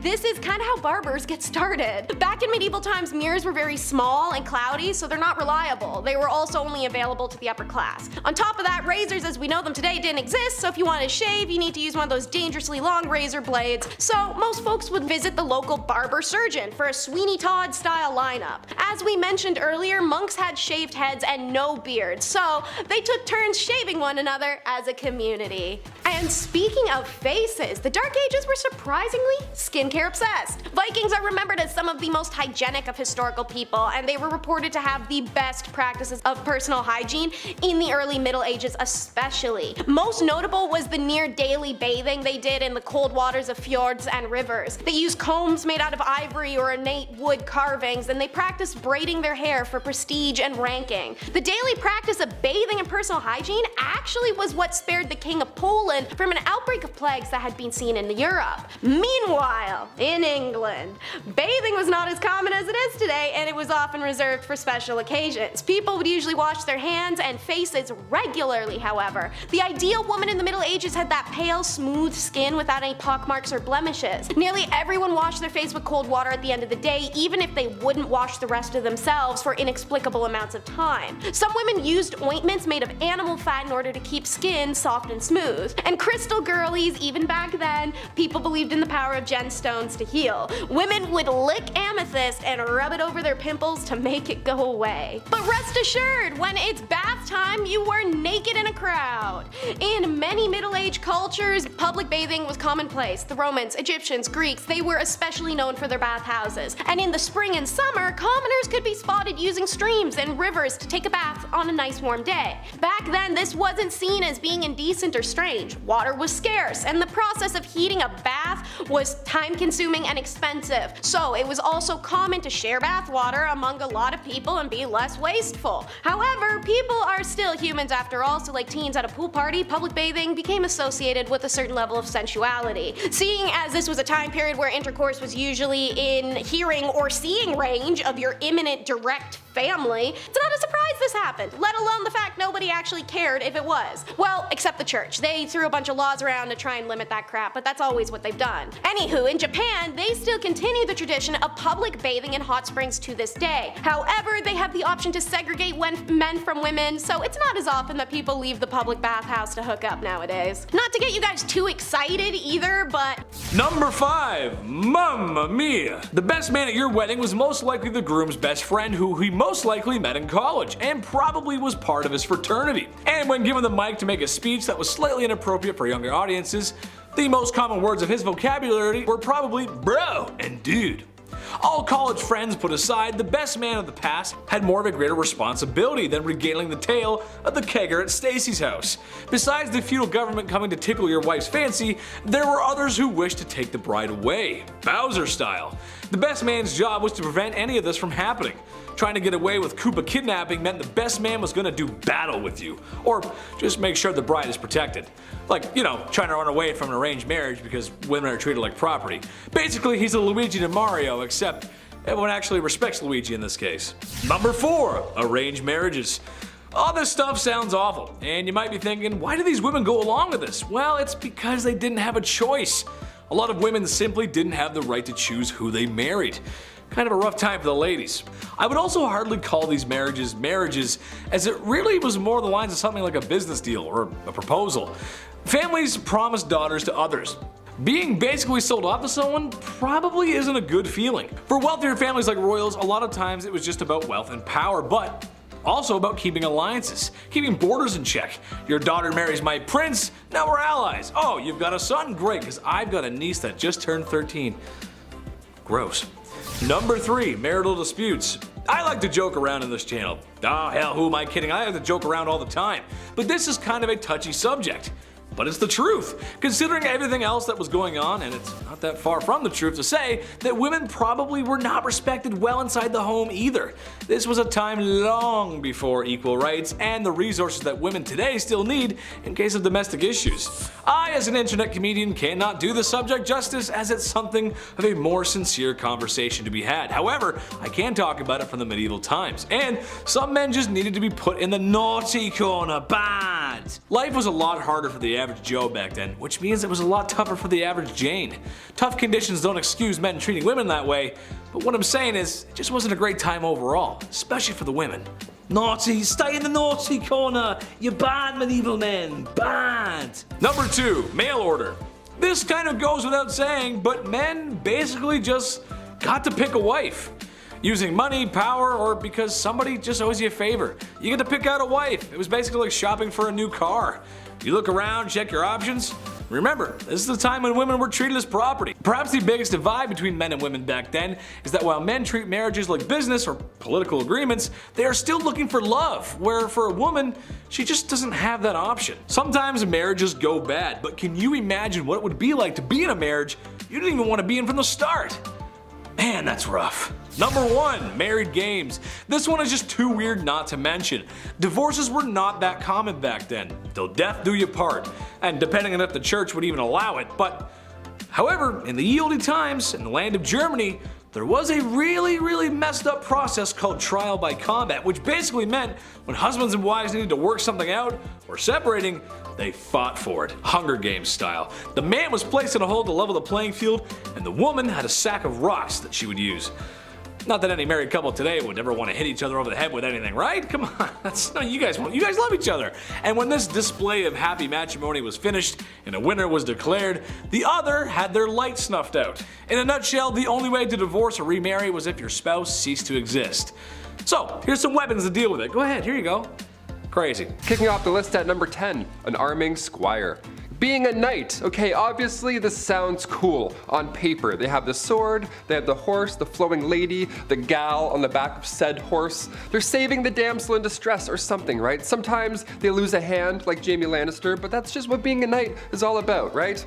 Also, spoiler alert, if you haven't seen Game of Thrones 9 years ago. It wasn't always a fairy tale epic being a knight. First of all, this process starts when you're 7 years old as well. So you would be given to a noble to learn for 7 years, and then at age 14, you became a squire. Ah yes, a noble squire. We've heard this term before. What do they do? Well, it's a knight's intern. Yeah, not an ideal job to have when you're young, but it's a job nonetheless. Also, you had no choice, so you had to do it. Welcome to the Middle Ages. Arming squires, they had a lot of responsibility. Arming squires would repair a knight's armor while they were still wearing it. Yeah, how fun is that? Oh, which buckle was it? Ah, yes, that one. Yeah, fixing up chainmail on a grown man's thigh. Not ideal. Welcome to the Dark Ages. Pretty dark. Also, after these epic, messy battles, arming squires would have to clean everything off of their armor. Yeah, everything. A lot of yuck going on in that business day. This was long before Dawn soap was also a thing, so they had to clean with urine. Yeah, gross. So gross. It gets worse and worse. Welcome to the Dark Ages. Number 9, plague bearer. Yep, this one's as awful as it sounds. The title of this one really gives it away. The hot summer of July 1665. What to do with all of these poor souls who have been hit by the plague in the Dark Ages? Where do we put them? What do we do? You can't just hide them all in the catacombs this time around. So now what? Well, a plague bearer, he's got your back. Church wardens would organize burials, right? This was a normal thing even back in the Dark Ages in the 1600s, but when the plague hit, they had to change things up a little bit. If somebody had the plague, these guys would be responsible for transporting them far away and then burying them. A church would house these plagued souls away from society. How grim is that? But it's probably a great call, all things considered. Poor guy. Number 8, a knight. When we think of the knights in, the Dark Ages and stuff, we often forget about the silly royal duties that one had to attend to. Yeah, you thought jury duty sucked. Oh boy. Beastly justice. You ever heard of this? If not, buckle in.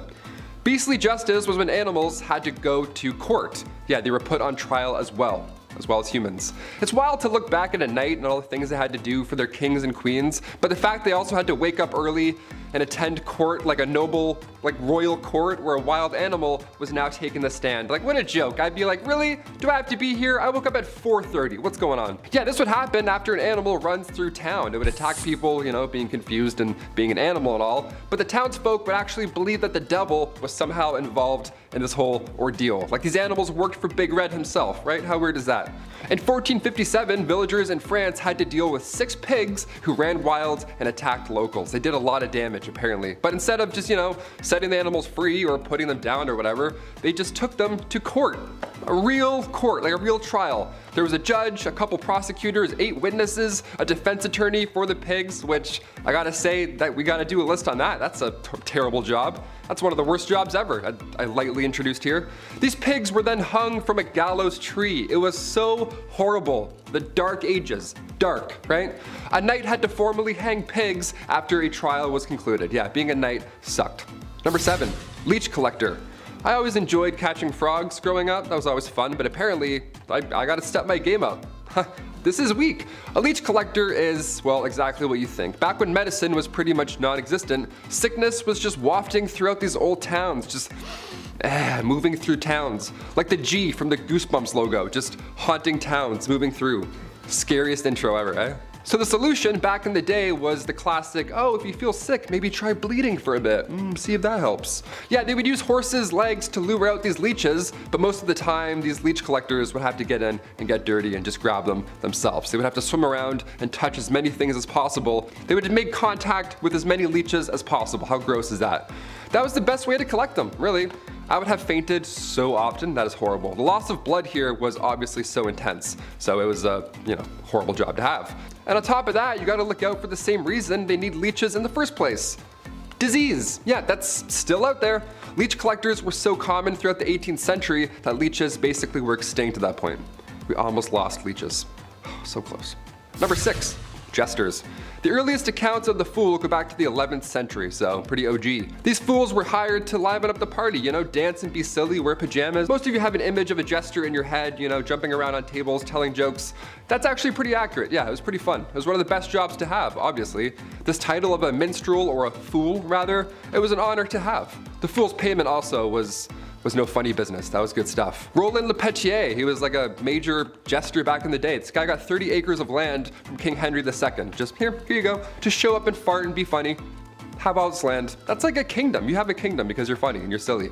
He would whistle, jump around, and literally fart on people. On Christmas Day, this guy would come over and just ruin your entire breakfast and just be like, yeah, I have all this land. And then he would take off.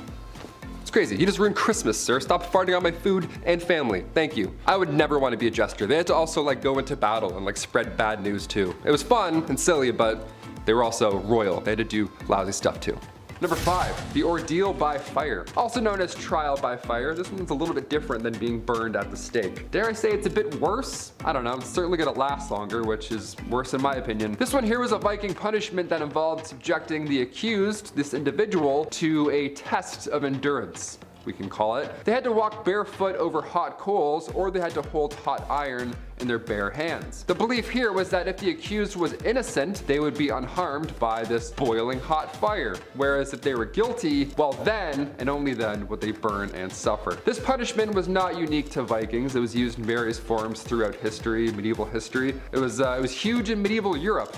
They loved that. They loved ordeal by fire, so that was a good time. Ancient India as well, they would perform such a task. However, there's some evidence to suggest that the Vikings may have used the ordeal by fire as a form of punishment and trial. For example, the Icelandic sagas, which are a collection of stories and history from medieval Iceland, they describe the use of ordeal by fire in legal proceedings, which, again, imagine being born in that era. Like, this is what you have to go and watch. I can't even watch UFC. I can't watch this guy burn. Are you kidding me? In one story, a woman was accused of adultery and then she was forced to walk barefoot over hot coals as part of her trial.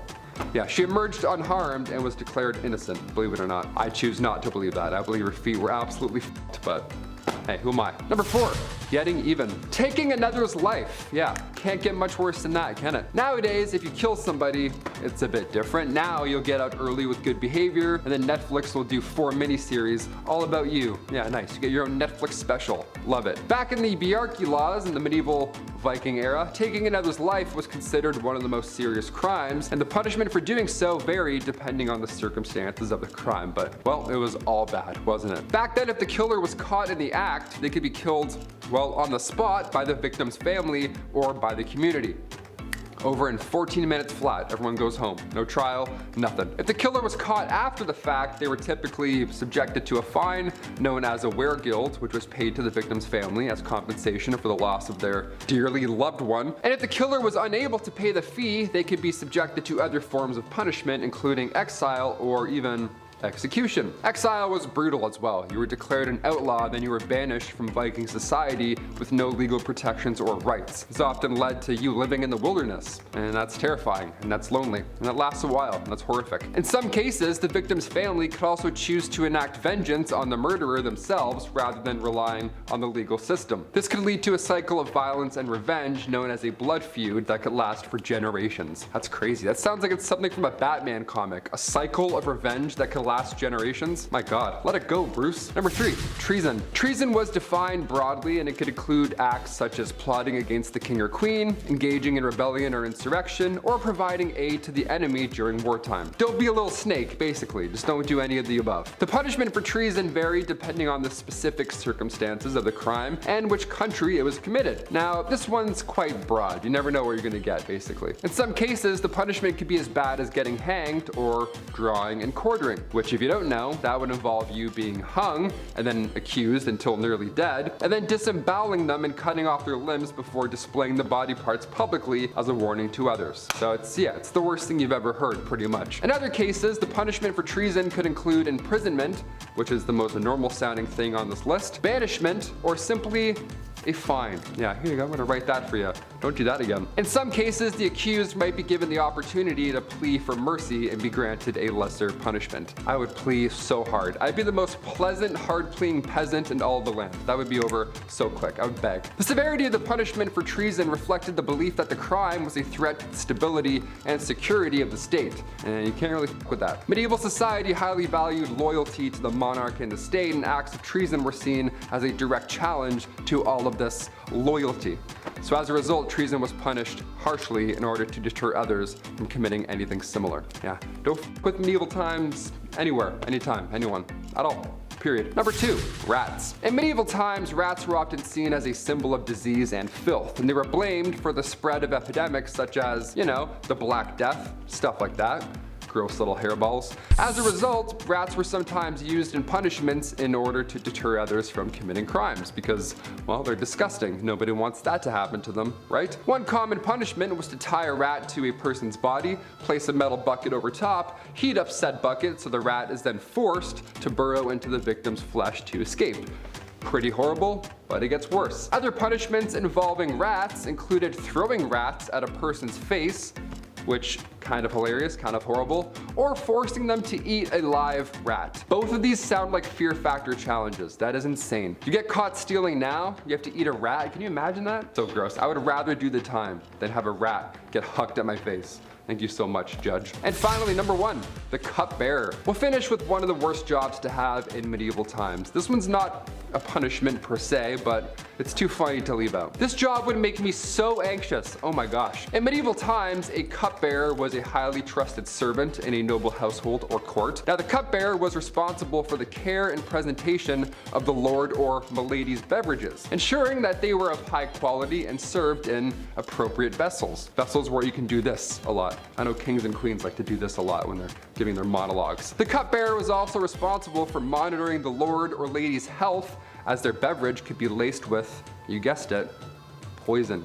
Yeah, gotta watch out for that, I hope. The cupbearer was often a position of great influence and power, as they, of course, had access to the lord or lady at all times, and could potentially use their position to manipulate history and gain favor with the ruling class. That would suck one day, wouldn't it? You take a sip and you're like, oh, that's actually poison. This one's my last shift. That really sucks. Didn't think that would happen today. Kicking off the list at number 10, leave.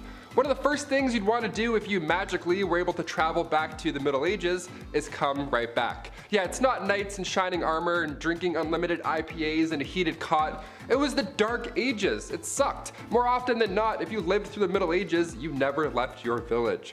Because where would you go?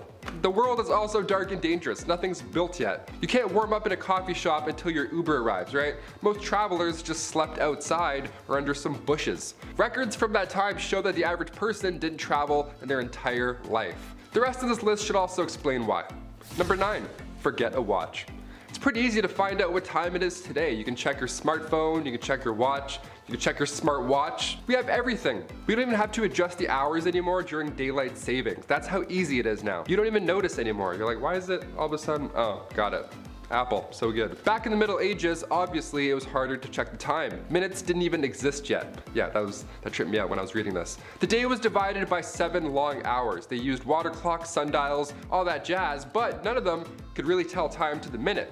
That long ago, the idea of a minute wasn't a thing. Christian monks were on a tight schedule for work and prayer, so they were actually the first recorded timekeepers in medieval Europe. Imagine being referred to as a recorded timekeeper.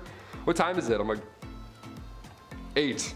They're like, yo, he's good. Let's get out of here. This guy's so good. Even so, the length of those hours depends on what time of year it is. Winter and summer months matter. As a Canadian, let me tell you, these dark, cold winters really do suck. It gets dark at like 4 p.m. now. Finish work, I'm like, well, I guess I'm going to bed. I don't know. Number 8, forget a mask.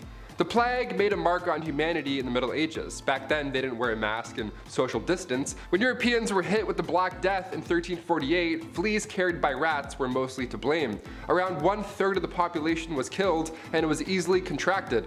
One sneeze later and your lungs are filling up with liquid. Life expectancy in the late 14th century was 20 years old because of this thing. There was little to no knowledge about germs or how they were spreading, so you'd be in the middle of a literal plague. There'd be bodies lying everywhere, people are dumping their doo-doo out windows, be like, oh, good evening, madam, and then you'd inhale, and then. Number 7, get married. Love is in the air, and in the Dark Ages, marriage was difficult to do. This was long before divorce lawyers came around to get every last drop of you. It was so easy that if you loved somebody, you would just announce that now you're married. Chris, we're married now. Isn't that crazy? That's how easy it was. Boom. No need for a priest, big celebration, paperwork? Who has time for that? Nobody likes that. Sex before marriage, of course, was also a no-no, so if somebody just happened to wander into the wrong chamber and caught you doing the dirty, all you'd have to do is lie on the spot and say that you're married, and then be like, get out, weirdo, and they're like, ah, crap, they're married. We'll try again later. But more often than not, witnesses would be asked to be present when this marriage happened, because the sad reality is that guys would often go through all this, get in bed, do the and then deny ever agreeing to the union in the next town when he's shacking up with somebody else. Horrible. Number 6, disturb the peace. When the Toronto Raptors won the NBA championships here, the place looked like Gotham City. Buses were flipped, there was garbage everywhere, people went nuts. Well, it's a good thing basketball wasn't around back in the Middle Ages, because if you disturbed the peace in your local town, maybe you got too drunk, maybe you had an argument and got too loud, maybe there was even a scuffle in an alley, an old 1-2. These situations that are common today usually end up with a slap on the wrist. They'll just send you in an Uber home or put you in the drunk tank. But do any of those things in the Middle Ages and you were locked up in the center of the town for an entire day. You'd be locked to the pillory while the town threw stuff at you and said horrible things. They would assault you verbally all day long in the sun. And depending how bad you were the night before and which town you upset, your punishment could be 30 minutes, it could be short and sweet, or it could be all day long and brutal. Both of these sound awful with a hangover happening at the same time. Hit that thumbs up and keep the peace. Huh? And number 5, bear leader. Now here's a really strange job from the Middle Ages, which sounds both terrifying but also kind of cool. Back in the Middle Ages, blood sports were all the rage. Many of the monarchs who ruled during this time were obsessed with watching blood sports, which honestly kind of explains a lot, but that's besides the point. One of the most popular blood sports was bear baiting, which involved making a pack of dogs fight a bear. Sounds gruesome, but it also begs the question, well, where did you get the bear? Well, that's where bear leaders came into play. For bear leaders, their whole job was to lead bears from village to village so that they could participate in blood sports. Now it sounds super dangerous because, well, we're talking about a big bear, but imagine how much of a flex that would be to say, yeah, I wrangle bears for a living. Like, how cool would that be? Now that's something to put in your Tinder bio. And number 4, the piss prophet. As we all know, medicine wasn't all that advanced in the Middle Ages. There were no actual doctors, and the people you would have visited if you were feeling unwell were the same people who doubled as barbers, so I don't know how accurate their medical diagnosis would be. In medieval England, people didn't really know much about health, and many people were known to get diagnosed based on their pee. Back then, they believed that the consistency, color, and taste of someone's pee could diagnose someone's ailments. The people who collected people's urine samples were called piss prophets, and they had their own criteria for determining what was going on in someone's body based on their urine. According to the piss prophets, if your pee was white, then it was the ideal color, and that meant that everything was working properly. If it was wine-colored, like blue or black, then it meant that something was very wrong. And if it was green, then you were basically on your last leg and you should probably get your will in order. Now, I'm not sure how accurate these readings actually were because medicine was basically non-existent back then, but they tried their best with what they had, I guess. And number 3, muckraker. In our last video about unusual jobs from the Middle Ages, I told you guys about a job where people had to clean up human waste with ladles and then transport it elsewhere to keep the town clean. But there's another profession along those same kind of lines that I'd like to tell you about. Muckrakers were the people who were responsible for cleaning waste off the streets in whatever town they were in. You see, back then, people kind of just disposed of their waste wherever they pleased. But since this waste, like human and animal excrement, rotting food, and entrails, had nowhere to go and kind of just sat around the streets, you can just imagine how disgusting that must have been. So that's where muckrakers came in. These were brave people who basically rode around town, collecting waste off the ground and throwing it into carts to then be transported out of the city. As horrible as this job may sound though, these people actually made a lot of money. Muckrakers could make in 11 days the same amount as another laborer makes in 6 months. Would you do this job if it made you rich? And number 2, arming squires. I've talked about squires in a previous list about medieval knights, and if you've watched that video, then you might be familiar with how unpleasant the life of a squire could be. At a certain point in their training, a squire would be tasked with basically being an assistant to a knight, and a lot of their assistance was guided towards the knight's armor and weaponry. In the Middle Ages, arming squires were given the task of maintaining the knight's armor. So this meant that they had to make sure that the armor was clean and properly attached to the knight's body. This job was so serious that sometimes the arming squire would have to run out into the battlefield in the middle of a fight to tend to their knight's armor, which meant that they were risking their lives for a couple hunks of metal. And finally, at number 1, pier finders. Now I think this last job on our list must be one of the worst ones by far. We've talked about how people harvested leeches, cleaned waste off the streets, and stomped on urine-soaked wool, but imagine if your job was just to go around the town and pick up as much dog poop as you possibly could. This was basically what people called pier finders would do. Dog poop was essentially used as a drying agent by tanneries to make leather for bookbinding. This was a lot of people's full-time jobs, but imagine how crappy this job would have been. Elsie must.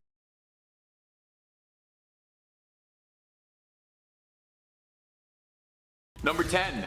Nightman. Now, the name Nightman sounds pretty cool, doesn't it? If you're part of the Nightmen, you might be a guild that watches over the dark, you know, protecting people like a superhero team, fighters of the day man, master of karate and all that. Well, if only life were that cool. No, you definitely would not want to be a Nightman. A Nightman was a very polite name for a job that boiled down to guy who cleaned human feces out of the cesspit.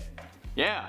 You ever use a septic tank and thought, wow, this is prehistoric technology? Well, imagine a medieval precursor to a septic tank, if you will, and you've got yourself a cesspit. Easily one of the crappiest jobs in human history.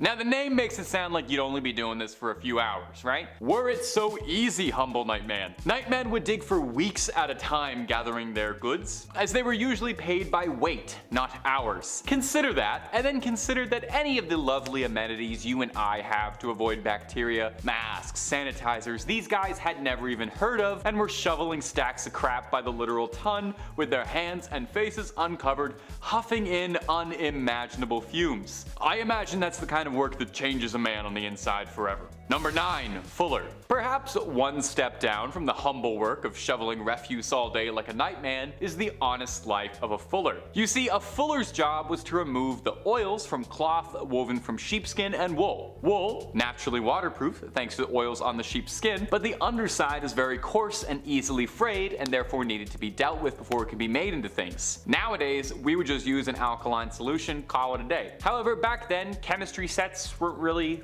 available, so you'd have to make do with what you had, right? And what better source of natural alkaline than in pea? Specifically old pea, nice and stale. We're looking for that burnt sienna orange. So the fuller takes the woven wool and cloth, soaks it in a nice giant tub full of old pea, and then stomps on it like you're crushing grapes for wine, except it's not at all like you're crushing grapes for wine because you're stomping on wool full of old pea. It was fairly common as well for fullers to source their own alkaline solution, for lack of a better word. There was no royal distributor of old pea. You couldn't stroll up to the pea man, so they'd have to scrounge and collect it themselves, and if that meant heading to public toilets and private homes, knocking on the front door with their hands held open for a big handout, you know, every drop counts.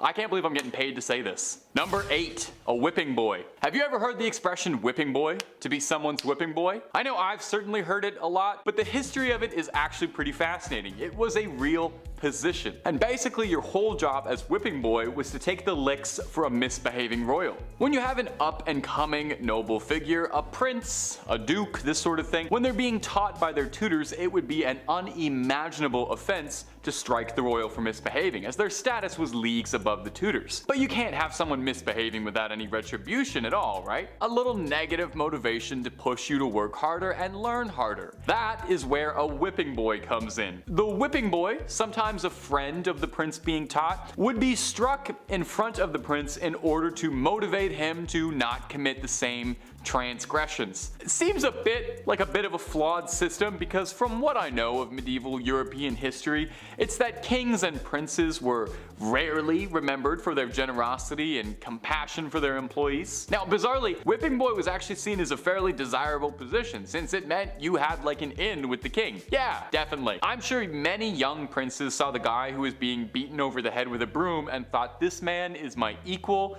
and my confidant and a trusted ally. Number 7, Groom of the Stool. Now this is a fancy sounding job title, Groom of the Stool. Got a bit of an air of quality to it. In truth, it actually was a bit of a respected, lofty position. You had a very close hand to the royal throne. You had a very close hand to the throne. You had your hand pretty much behind the king's bottom at all times. The groom of the stool, to put it gently, was the royal wiper. You see, there's no one bigger or more important than the king, right? The king is like a god amongst common men, and no god should have to debase themselves to something as absolutely humiliating, as dehumanizing as using the bathroom by yourself. So that's where the groom of the stool triumphantly strides in, washcloth in hand. You were kept on retainer whenever the king felt nature's call. You were instructed to fetch the chair and take care of business. And the wipe? That's all you. That's all groom of the stool, baby. That's your moment to shine.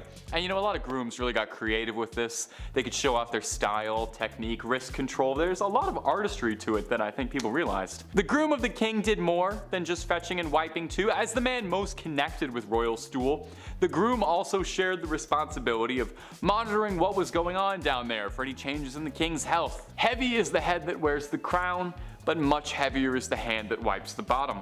Number 6, catgut. Okay, in contrast to the last one that had a nice name, this one has a disgusting name, catgut. Way back when in yesteryear, they didn't have the same tools available to us now when crafting musical instruments, so they had to get creative.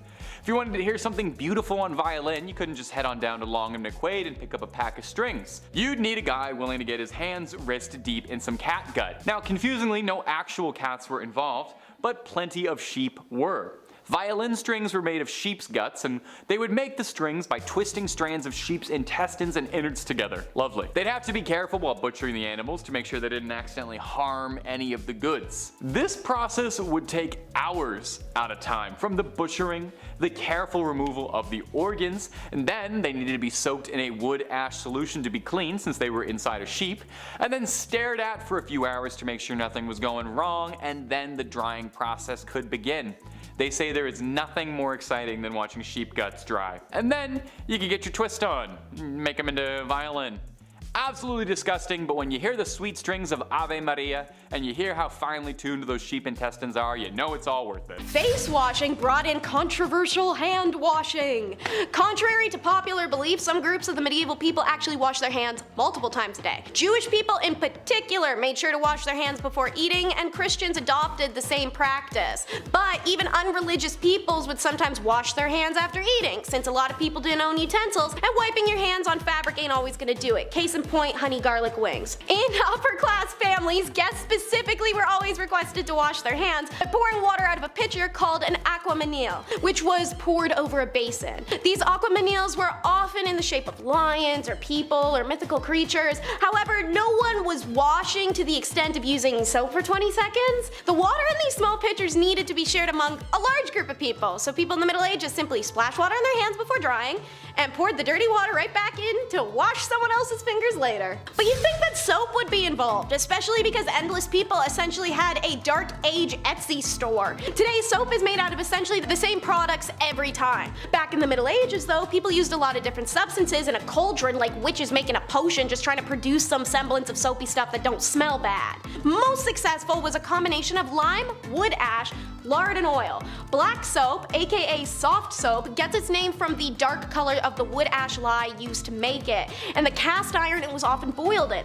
Hard soap was made with high quality barilla ashes, which creates a light colored lye. Therefore, white soap quickly became equated with high quality hard soap. The stiff soap was then molded into cakes and bars, added dried flowers to the outer side, and the quality and scent of the soap changes depending on how wealthy someone is. Unfortunately, in case you didn't catch the keyword in there a few times, folks made soap with lye, which is so harsh it can remove skin if you scrub a little too hard. Next This is how the world could have had toilet paper faster if they weren't judgy wipers. China had toilet paper figured out as early as the 6th century, making small squares of rice paper that would decompose into the ground and take the feces with it. Pretty eco-friendly stuff. However, the Europeans found this to be horrifying because they thought it was disgusting that the Chinese only wiped without actually washing their backside with water. Meanwhile, in Europe, they're using a communal sponge on a stick that sat in a bucket of water that wouldn't be changed all day, so please tell me which is more unsanitary and horrifying. In medieval Europe, people sometimes used devices called gonfas, or a gonf stick, as well as a torchicule, or a torch cut. The gonf sticks were sponges on a stick as described, while the torchicule was anything to wipe the bottom, like straw or moss or leaves or wood. You know, the basics. Who has time to care about eye bags though when you're walking around wearing a gag preventer nose bag? Even though medieval people clean their bodies a little bit more than you would imagine, that doesn't mean the towns were sparkling clean. When you stepped outside, you came face to face with human waste, rotting food, and trash-riddled streets. Horses regularly relieved themselves on the street, as did the live animals in the markets, and so did the people. Also, animals just kind of died in places and people would leave them there. Add in the smell of mold from straw houses and the smell of diseased human or animal skin, and sometimes even corpses. These bad smells were at their worst in cities and large towns. Things were so incredibly smelly, people nearly gagged, especially when it all began to bake under the hot summer sun and heat. So in order to combat the smell, some people wore nose bags, which were fabric-like masks that were filled with flowers and other fragrances that would be able to help the stomach smell the streets filled with waste. Men and women would put noses in the nose bag, give them a huff, and life is good again. The lesson here, be thankful for breeze and use it. And of course, the weirdest for last, the ear spoon. Sounds promising, doesn't it? While nowadays people use Q-tips to clean your ears, which apparently we aren't even supposed to be doing, as cringe-worthy as it sounds, people use long wooden or metal spoons called ear spoons or ear picks to remove the wax. Ear picks were also frequently made of bone, ivory, and brass as purely utilitarian items. Archaeologists have found them amongst the Vikings primarily, where it was common for them to carry an ear spoon on a chain around their neck so that they never have to be without their little tool should they ever have to degunk themselves. Ear spoons were used by all levels of society in medieval and post-medieval England following the Tudors. The 17th century English knew about plaque, which they called scale, and they were encouraged by their doctors to scrape their teeth frequently. So these little doodads expanded to include that purpose. And how could I not mention that while a tailor normally would use beeswax to coat thread and make it stronger and easier to use, with no bees available, earwax would do. As gross as it may seem to us today, earwax was worth saving and selling. Number 10, Where's My Mummy? Interior of a Kitchen, Oil on Canvas, by Martin Drolling, was painted in 1815 and depicts shades of browns, tans, beiges, and golds that were remarkable of the era. Where did he get these colors, some had wondered? Well, good old Martin had a little help from the dead. Mummy Brown was appropriately named as it was made up of, you guessed it, ground up mummies. From the 16th to the 19th century, many painters favored the pigment, and it remained available well into the 20th century, even as supplies dwindled. Egyptian mummies are rare nowadays, not because a few survived thousands of years in their tombs, but because few survived the aesthetic and cannibal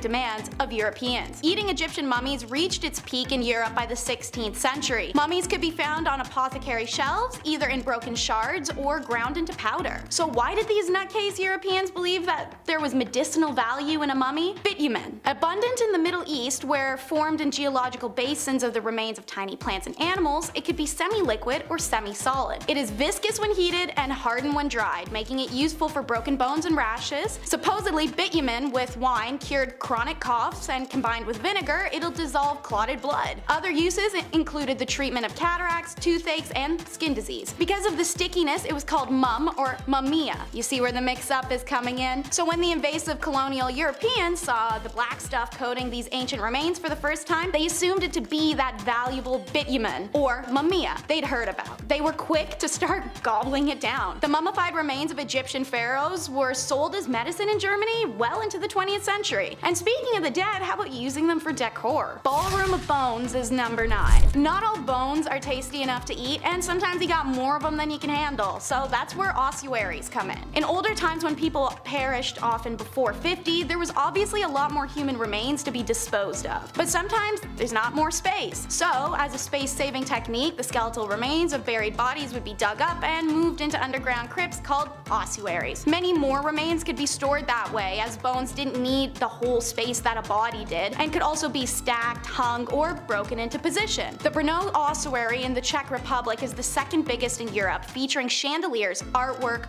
words, crosses, really anything that can be made up of bones. These structures and pieces can be incredibly elaborate. Hull State Charnel House features hundreds of hand-painted skulls, and the Sadlec Church ossuary even features a large crown made up of human remains hanging over the pew where they preach from. If you're goth, you may want to consider that for a marriage location. Let's get hot with Greek fire in at number 8. Greek fire, arguably the Jesus of the flame world for its ability to walk on water, baffles historians and scientists alike to this day. Invented in the Byzantine Empire in the 7th century, this fire was used to defend their empire from invaders. Countless documentation verifies to us today that the stories of this fire was very real, but because its formula was a state secret, nobody's quite sure what it was used to create this liquid. The substance could be thrown in pots or shot from tubes. It apparently caught fire spontaneously and could not be extinguished with water. It could burn on top of it. It was heated and pressurized, then delivered via a tube called a siphon at the Grecian enemies. What's truly fascinating about Greek fire is that armies who captured the liquid concoction were unable to recreate it for themselves. They also failed to recreate the machine that it was delivered from. To this day, nobody knows exactly what the ingredients went into this mixture. Dance the day, night, and your life away with number 7 in the countdown. The Kavik incident is one of the first few recorded instances of dancing plagues. Later, there are stories of unstoppable, sometimes fatal, dancing in the German town Erfurt in 1247. Shortly after, 200 people are said to have danced themselves all over a bridge of the Moselle River in Maastricht until it collapsed, drowning them all. The 1518 event was most thoroughly documented and probably the last of several such outbreaks in Europe, which took place largely between the 10th and the 16th centuries. A woman reportedly stepped into the street and began dancing, seemingly unable to stop, and she kept dancing until she collapsed from exhaustion. After resting, she resumed the compulsive, frenzied activity. The more she continued, the more others were afflicted, and within a week 30 others mimicked her strange behavior. Alarmed city officials thought maybe more or better dancing was the solution, so they gathered up the real pros and some music and arranged dancing halls to help the afflicted boogie this out. Instead, the opposite happened,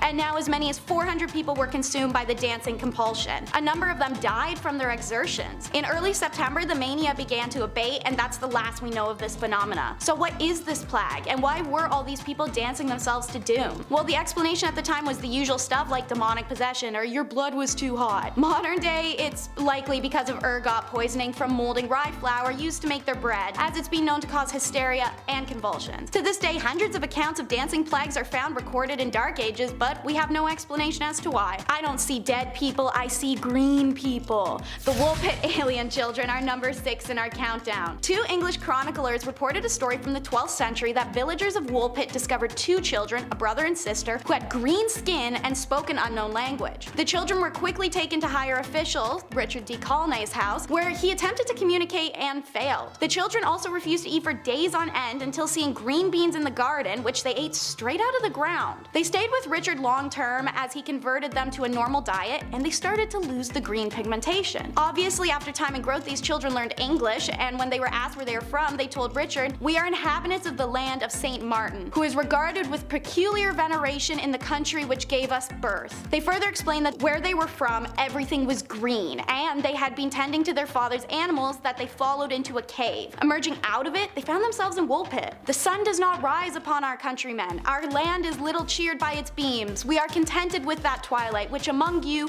precedes the sunrise or follows the sunset. Moreover, a certain luminous country is seen not far distant from ours and divided by a very but considerable river." Shortly after this description of a non-existent land, Richard took the children to be baptized in a local church. However, the boy died very shortly after from an unknown illness. The girl, known as Agnes, grew into adulthood and married. She remained private and spoke little to many, and so the secret of their original homeland died with her. Number 5. Groom of the stool. Nowadays, higher ups in the office, they have assistants, to grab your coffee for you. Maybe they answer some phone calls, keep the business running while you're off, doing your businessman stuff. Assistants are vital today. The groom of the stool, though, that was a bit much. We have some labor laws put in place now. I don't think we're gonna see any online ads opening for a groom of the stool. We'll see though, fingers crossed. It had good benefits. Back in the Dark Ages, this role was vital and respected. It was created by King Henry VIII, and this role was to assist the king, and specifically assist his bowel movements.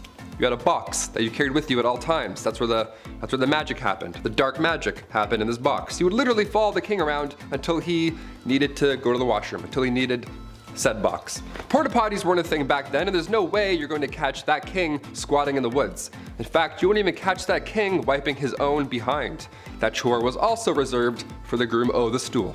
Yeah, lucky you, right? In this stool, you would have water, towels, a wash bowl. The whole setup would be in there. You're probably thinking, Taylor, which poor soul had to be stuck with this role? A prisoner? Somebody who lost their sense of smell, hopefully?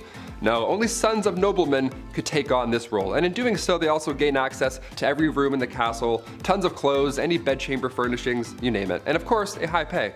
Always helps. Thank God. That's maybe the worst job in history. Maybe. We're almost there, you'll see. Number 4, divorce lawyers. If you've seen Game of Thrones, you've heard of trial by combat. That was the norm back in the day. You know, you fight for your freedom. That's great. But what about divorce by combat? What in the Mr. and Mrs. Smith is happening? Was this real? I can't believe this. If you and your significant other weren't getting along in the Dark Ages, instead of, dishing out thousands on couples therapy and signing all that paperwork and getting it done with and going your separate ways, no, instead they would battle each other, like combat. It was an organized event too. It had restrictions in place for the husband. It's pretty hilarious to think back on. Like the husband would have to stand in a hole with one hand tied behind his back, while the wife ran circles around this hole with a sack full of rocks. A sack full of rocks, how intense is that? That's why you don't cheat in the Dark Ages, Lancelot, okay? Just take the barn, take the horse, take it all, I quit. Get me out of this hole, untie me. Number 3, toshers. Toss a coin to your tosher, here we go. This was one of the worst jobs back in the day, and it wasn't even a legal job. Shh, don't tell. If you know any toshers, keep their secret, Early 19th century London, I know, a little more modern here, but definitely worth a mention. These toshers would spend all their time in sewers below London trying to find coins or valuables that have been just accidentally washed away. Yeah, they would just search for scrap metals, anything really that nobody else wants to go down and claim. Or reclaim, rather. It was worth the plunge as well. A lot of these folks would make around $20,000 a year. Just gotta do this a lot, and you're good. Number 2, dentist, doctor, surgeon, spy. Dentists were not a thing in the Middle Ages, Dr. Downer didn't politely tell you to floss more and then shake your hands while you're watching a show getting a cleaning. No, it wasn't like that at all. They did have a barber. They had one guy, he did it all, a barber from the Dark Ages. Yeah, this appointment is gonna suck, my friends. Cavity, toothache, maybe you accidentally bit a rock, chipped a molar, they would only pull these teeth. That was the only solution. Barbers were responsible for cutting hair, pulling teeth, bloodletting, the classic 3-in-1 appointment we all have to do every month. Doctors were seen throughout history, and they've seen a lot of horrible stuff. Back in the 1500s, patients were walking in with an arrow sticking out of their legs. Yeah, instead of cutting the tip off and pulling the opposite way, the arrow remover would come in and then, cut into the injury, opening it more. That's always great. And then you would hold it open, and then you'd pull the entire arrow back out of your leg. Yeah, what a fun job. Or chest. Wherever the arrow went, you had to figure that out. This poor soul. And finally, number 1, the rat catcher. Another Game of Thrones classic. If you're a rat person, I know there's a lot of people who do like rats, like rat tricks, and they have like cool rat friends. That's awesome. I'm not one of those people. I'm not bashing you, but I am bashing this job. This would suck. First of all, rats as a medieval punishment was horrible. Where do I even begin with this one? This was one of the worst punishments for the rats as well. This is a 2-for-1 when it comes to pain.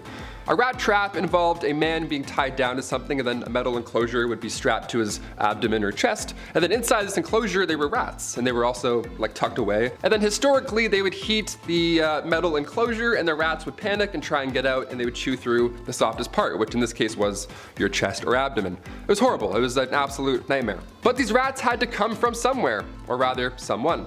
As the name hints towards, rat catchers are one of the worst jobs you can have in, or rather out of a castle. It's an important role, just like being a fool or a literal walking, talking toilet. There needs to be a chasseur de rats. Back in those times, rats and mice were the leading source of spreading disease, and with these castles being big and dark, there were probably a lot of them hiding. Black rats were a common household problem, so we need to get those out. So in comes the well-respected rat catcher. These guys would sometimes try new spells to get rid of the rats. Wasn't always helpful, wouldn't work. More often than not, didn't work. So poison powders were the next main trick here.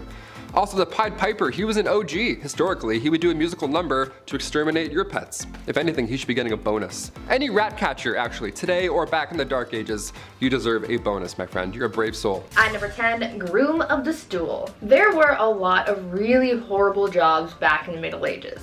I mean, these people literally took any task you could think of and turned it into an actual profession. From fetching water from the nearest stream to handing drinks to people, everyone had some kind of job. But with that said, some jobs were worse than others, and here's one of them. The groom of the stool was a job created during the reign of Henry VIII, where the role was to monitor and assist the king in his bowel movements. They would carry a commode around at all times, waiting for the king to do his business, and they were also tasked with monitoring the king's diet and meal times, and would organize the king's days around his break times. They were also tasked with undressing the king for him to do his business, and it's also been suggested that they would have to, quote, cleanse the royal posterior as well. You know you're well off when you hire someone just to take care of your bodily business. Talk about a crappy job. At number 9, kissing sheets. For thousands of years, one of the biggest threats that people of royal or high status had to worry about was being taken out by their enemies.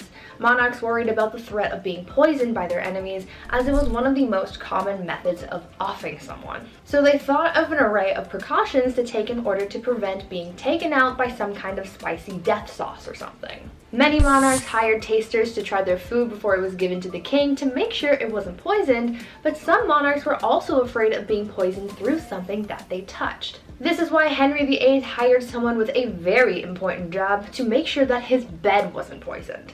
The person who was tasked with making the king's bed was also required to kiss every part of his bed every morning. They would kiss the pillows, the sheets, and blankets to prove that someone hadn't smeared poison on it. The king was also concerned with people poisoning his clothes too, as well as his sons, and so they would be tested for poison before they got dressed. Henry VIII was really out here providing employment for just about every weird task you could think of. Before we carry on talking about some of the strangest professions from back in the Middle Ages, why not take a moment to leave a like on this video if you're enjoying it so far, and while you're at it, consider subscribing to the channel to see more videos like this one. At number 8, leech collector. Back in the Middle Ages, things were still quite underdeveloped, like medicine for example. In our last video, I told you guys about alchemists who, at the time, were pretty much the ones who sought out cures for different ailments. Because science wasn't really known to them back then, they tried using whatever they could find to create cures, and one of the most common things that were used in medicine were leeches. Now, as we've learned by now, anything could become a job in the Middle Ages, and so gathering leeches became a profession. What's even weirder than the fact that finding leeches was someone's job is the method of how they collected those bad boys. Leech collectors would wade into the water with bare legs and wait for the leeches to come to them.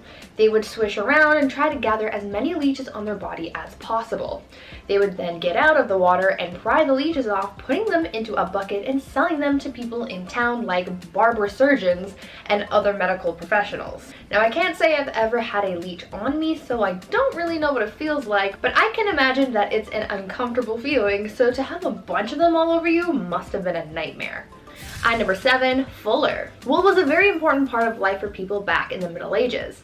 They were able to make all sorts of things out of it, and because it was waterproof because of the natural oils in the wool, it made processing the wool quite easy. But soon people found out that whatever they made out of the wool ended up being quite coarse and frayed easily. They figured that if they removed the oil from the wool, then it would make the overall product a little nicer, which it did, but the oil removing process definitely wasn't pleasant. Back then, in order to get the oils off wool, people called fullers would process the wool by pouring stale urine over it and then stomping on it. They needed some kind of alkaline solution to dissolve the oils, and urine was the best and most abundant solution. What makes this extra gross though is the fact that when it came to big batches of wool, they would have needed the urine of a bunch of people to get the job done. So that means that the fuller would have been sloshing around in the urine of like half the town. Gross. At number 6, ostiary. In the Middle Ages, religion played a big part in the lives of the people, and there were actually quite a few jobs centered around having something to do with the church. This is true with ostiaries, who worked almost like a secretary for the church. This position was normally held by a man who wanted to move up in the church's hierarchy. He was basically doing a menial task to butt kiss his way to the top. Hostiaries were tasked with being kind of like a church bouncer. They would make sure that unbaptized people didn't come into the church during certain times, and they would also man the doors during Number 5. War! What is it good for? Absolutely nothing. Say it again. War, what is it good for? Well, if you need oil, it actually kind of works out. Yes, it's war, it's bad, it's naughty, and we've been doing it forever. I was gonna do more specifics, but I'll save that for a part 2 maybe, we'll see.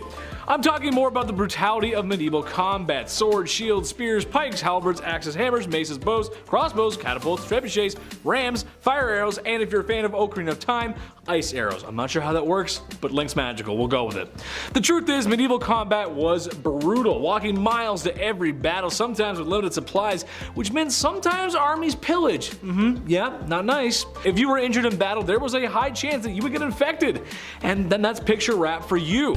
It's a time of knights and glory, but also a time of great war and loss. All a guy can hope for is that whatever knight is gonna cut me up like a sushi roll, well, at least I'd hope he had the decency to disinfect his weapons with their favorite brand of disinfectant. Come on, let's be serious here. Number 4, not the kitties. We all know that apparently black cats are bad luck, and that 2 of them in a row signifies a glitch in the Matrix. You have Pope Gregory IX to thank for that. In 1232, Greg wrote Vox in Rama, which supposedly exposed the rituals of a cult of witches that lived in northern Germany. Among some of the things they summoned, including the big red with horns himself, was a black cat that appeared to be kissed and adored by the worshippers. The Great Cat. You've already heard of witch hunters, well now you've heard of cat hunters. People took the Great Cat mentioned in Vox and Rama and applied that idea to every cat. And they did not hold back, like at all. The cat population almost got to extinction point. Didn't work out too well for them when rat populations saw a huge increase not too much later though, huh? Touch my cat and you ain't making it to tomorrow, that's all I'm saying. Number 3, criminal cook-off. Criminals, they're everywhere and have been since the dawn of time. It also seems that since the dawn of time, people have been coming up with lots of different ways to deal with said criminals. One of the medieval favorites of the Holy Roman Empire was boiling criminals in oil. Nice! Save for the truly heinous crooks and those who dare defraud coinage. Yes, that's right, don't dare fraud the coin or you could end up like last night's suckling duck. Boiling oil was even used in defense during castle sieges. Get too close to the walls and, well, you'd get a boiling barrel of Crisco's finest as hair grease. Boiling oil leaves horrible burns and is extremely painful. I know I shouldn't have to tell you that.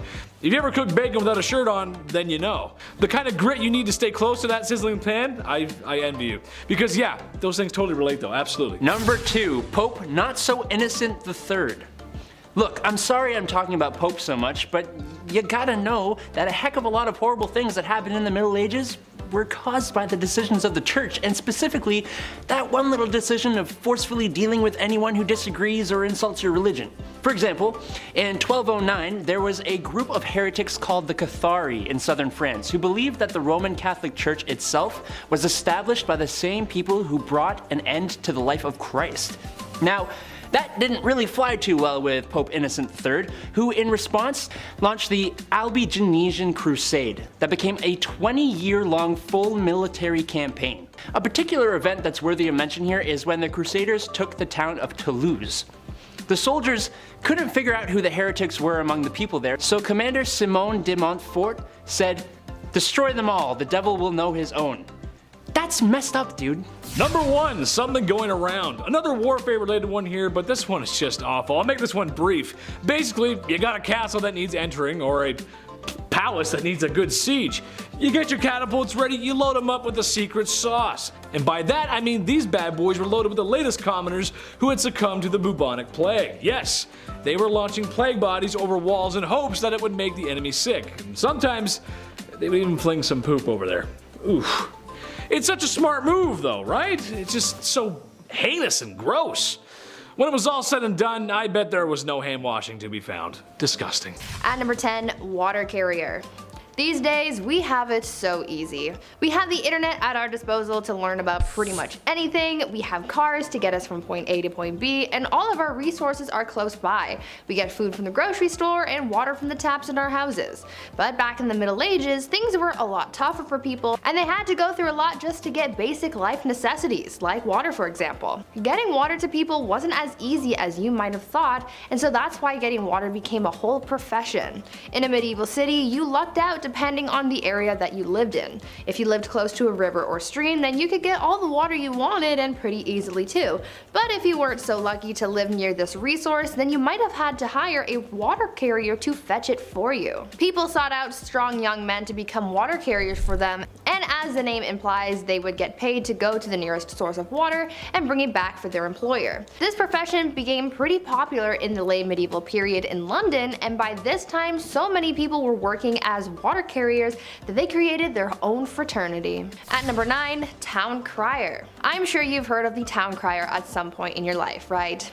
They're often incorporated into pop culture pieces that take place in the medieval times. When you think of the town crier, you might also think of the famous hear ye that is associated with the speeches of the town criers. Back in the Middle Ages, the role of the town crier was a very important one, as it was a crucial way for the local authorities to communicate with the residents of their community. The town crier would often make announcements of new laws, royal proclamations, the start of events, and even the punishments of criminals. They were basically the news anchors of the past. Also, as I mentioned, we normally associate the town crier with the phrase hear ye, but the phrase first started off as oye, oye, oye, which later evolved into the phrase that we are more familiar with. Before we carry on talking about these strange jobs from back in the days of old, why not take a moment to leave a like on this video if you're enjoying it so far, and while you're at it, consider subscribing to the channel to see more videos like this one. At number 8, scribe. These days, most people know how to read and write. It's part of our basic education and is one of the first things that we are taught as kids in school. As you progress in society, basic literacy is taught more and more throughout the world, as some people in parts of the world might not have access to this privilege, but back in medieval times, most of the population was illiterate, which made the roles of scribes so crucial. Not everyone had access to the right education, but for those who did and could read and write, they often became scribes.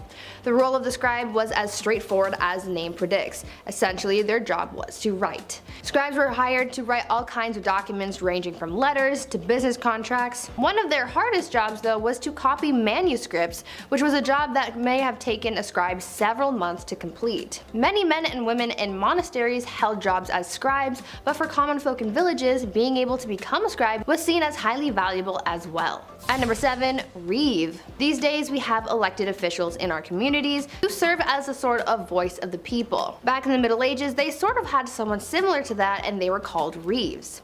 The reeve was something of a local administrator, and their job was to oversee the day-to-day running of a manor, as well as to solve disputes between the peasants.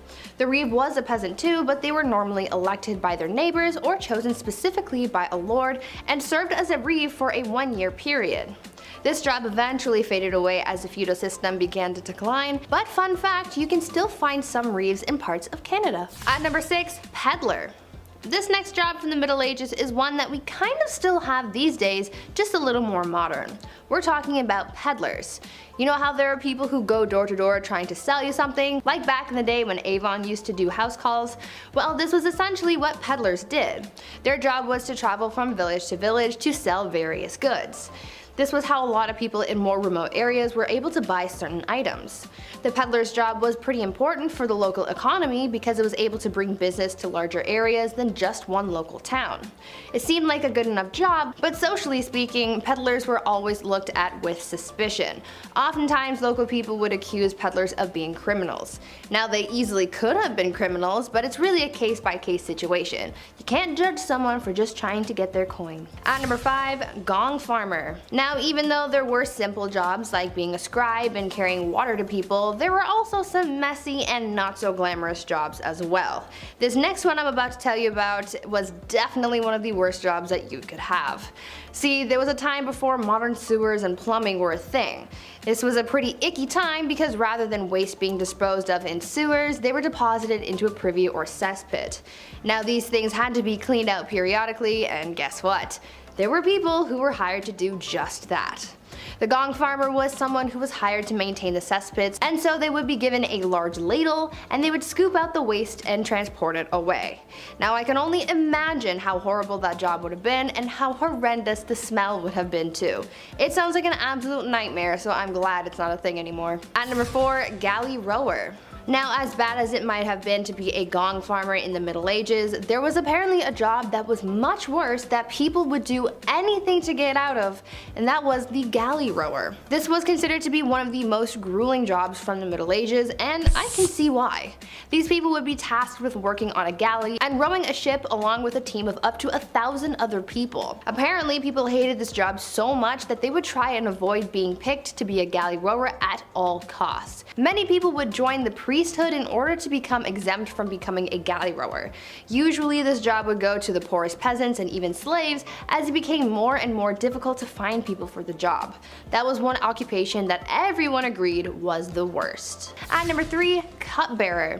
Now this is a job that I wish was still around. Not because it's a great job or anything, but I feel like it could have been cool to have my own personal cupbearer so I could feel like a queen, you know? The job of the cupbearer was pretty self-explanatory. Their whole occupation was to serve the monarch their drinks. Now I know I said I would have wanted a cupbearer so I could feel like a bougie queen, but the cupbearer's job was a little more important than just serving drinks. See, there was always the fear that the reigning monarch could get poisoned because it was a very common act of treason back in the Middle Ages. The cupbearer was the only person tasked with serving drinks to the king or queen because they had to make sure that it wasn't poisoned, even if it meant tasting the drink themselves before serving it, just to make sure that all was well in the cup. A lot of trust had to be put into this cupbearer so they could be quite influential in the courts if all went well. They were risking their lives and safety doing a pretty basic task, but it was for the good of the realm. At number 2, alewife. Speaking of drinks though, let's talk about how the drinks got into the cups and who made them. In medieval England, women were mostly tasked with the practice of brewing ale, and they were aptly named alewives as a result. Alewives were very important not only for business, but also for the good of their families. Brewing was a quote, small scale, low investment, low profit, low skilled industry, but it brought success to a lot of married women as well as a substantial amount of independence, since this would have essentially been their business and their own source of income. These women would always be hard at work brewing because they sold their ale quite quickly. Ale didn't have a very long shelf life, and so they would make and sell their beverages quickly to keep up with demand and to compete effectively with others in the trade. Eventually though, the alewife was extinguished by the 15th century as brewing became more commercialized and people sought to take the independence of women away. And finally, at number 1, alchemist. As you can probably imagine, science wasn't all that advanced back in the Middle Ages. There wasn't really much understanding of how the world worked. Back in these days, there were people who tried to practice science in a way that they knew how before many advancements in the field came out, and these people were called alchemists. These alchemists believed that it was possible to change metals and chemicals. They tried to purify metals to change them into other things, and one of the most common experiments was trying to convert tin into gold or silver. For other alchemists though, their mission was to come up with new medicines to heal people and cure them of their ailments. Alchemists were quite popular until the 17th century as the ideas behind alchemy were replaced by the science of chemistry. I guess you could say that alchemy walked so that chemistry could run. At number 10, shaming parades. If you've watched Game of Thrones, then you might be familiar with that scene where Cersei gets paraded through the streets of King's Landing while naked, while someone behind her is ringing a bell chanting shame. Ding ding ding. Shame. It's kind of a meme, but it's also based on a real medieval tradition called shaming parades. For years, people have loved shaming others. I think it's kind of human nature at this point, and obviously back then, they didn't have social media to use as their preferred method of ripping on someone, so they got creative. Depending on what the accused did, their punishment would vary, but the one thing that stayed consistent was them being paraded through the streets for everyone to watch. Specific punishments were given for specific crimes. For example, if a tavern owner served bad beer, then they would be paraded through the streets and forced to drink the beer. If they were caught stealing a pig, then they would walk through the streets with a dead pig around their neck and a crown made of pig's feet. People would throw things like glass, rocks, and even dead cats at whoever was being paraded, and it was quite the spectacle. Now, would you rather experience this or being cancelled on social media? At number 9, cemetery fun. What types of things do you guys like to do for fun? Do you play video games or read, or maybe you watch Netflix or YouTube? And where do you like to go for fun? Maybe the mall or to your friend's house? Well, if you lived in the Dark Ages in Europe, you would go to the place where everyone goes for fun, the cemetery. Yeah, you're gonna go kiki it up with the corpses, and unfortunately, they're not corpse husband. Although, corpse, if you're watching, hit me up. I love you. Anyways, back in the Dark Ages, the cemetery was the place to be. It was considered to be the social hub of the community. Back then, people held theater performances, elections, trials, and even set up businesses in the cemetery because graveyard shops were exempt from taxes. There was quite a lot going on in the cemetery, and it was almost like the equivalent to going to the mall. But I want you guys to tell me if you would ever be like the people in the Dark Ages and just go to the cemetery for fun.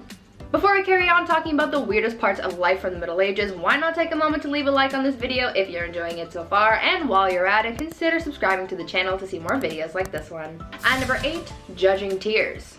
In modern times, somehow we've come up with the idea that only girls are allowed to cry. I think that's pretty BS, and it's healthy for everyone to express their emotions, and funnily enough, they believed the same thing back in the Dark Ages. Back then, everyone was expected to cry freely, but the strange part of all this is the fact that people judged how others cried. Their tears would be judged on quantity, duration of crying, and the frequency as well.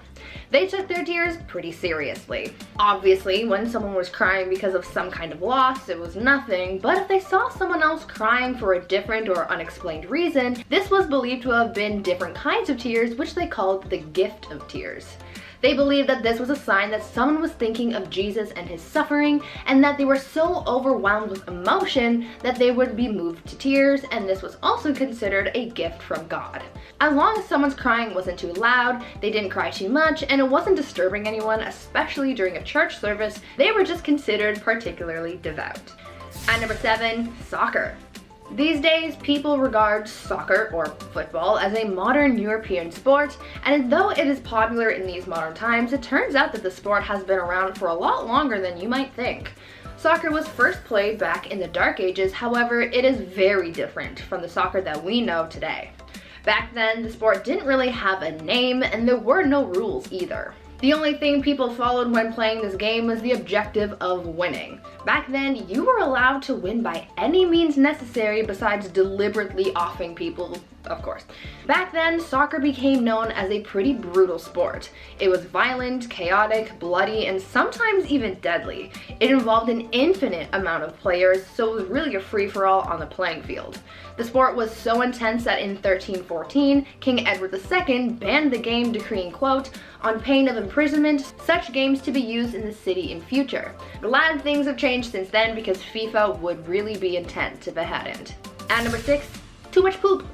Here's a real downside to being a knight in the medieval era. While we've been taught that knights were these amazing, brave, chivalrous men that would rescue a princess and live happily ever after, the reality is they were a bunch of dudes on a muddy battlefield with poor hygiene that were literally pooping themselves to death. Many knights who embarked on crusades had a lot of parasites and diseases, and one illness that proved most problematic was dysentery. Dysentery is an illness that basically causes super poops due to a parasite. So these knights were out trying to win back the Holy Lands while their tum-tums were throwing up gang signs and getting mad rumbly on the battlefield. It is believed that these knights contracted dysentery through drinking tainted water, and because medicine was basically a myth at this point, once you contracted dysentery, you could basically kiss your life and your stomach contents goodbye. The most famous case of death by butt explosion was from the 7th Crusade, where Louis IX had contracted dysentery and had his pants cut because he was tired of having to pull them down every time he felt a rumbly in his tumbly. It all sounds like such a terrible way to go and a serious downside of being a knight. And number 5, unicorns and Jesus. The thing about the Dark Ages is that it was full of superstition and mythology. Within this period of time, there was a lot of confusion when it came to religion, as paganism and the rise of Christianity were both hot topics.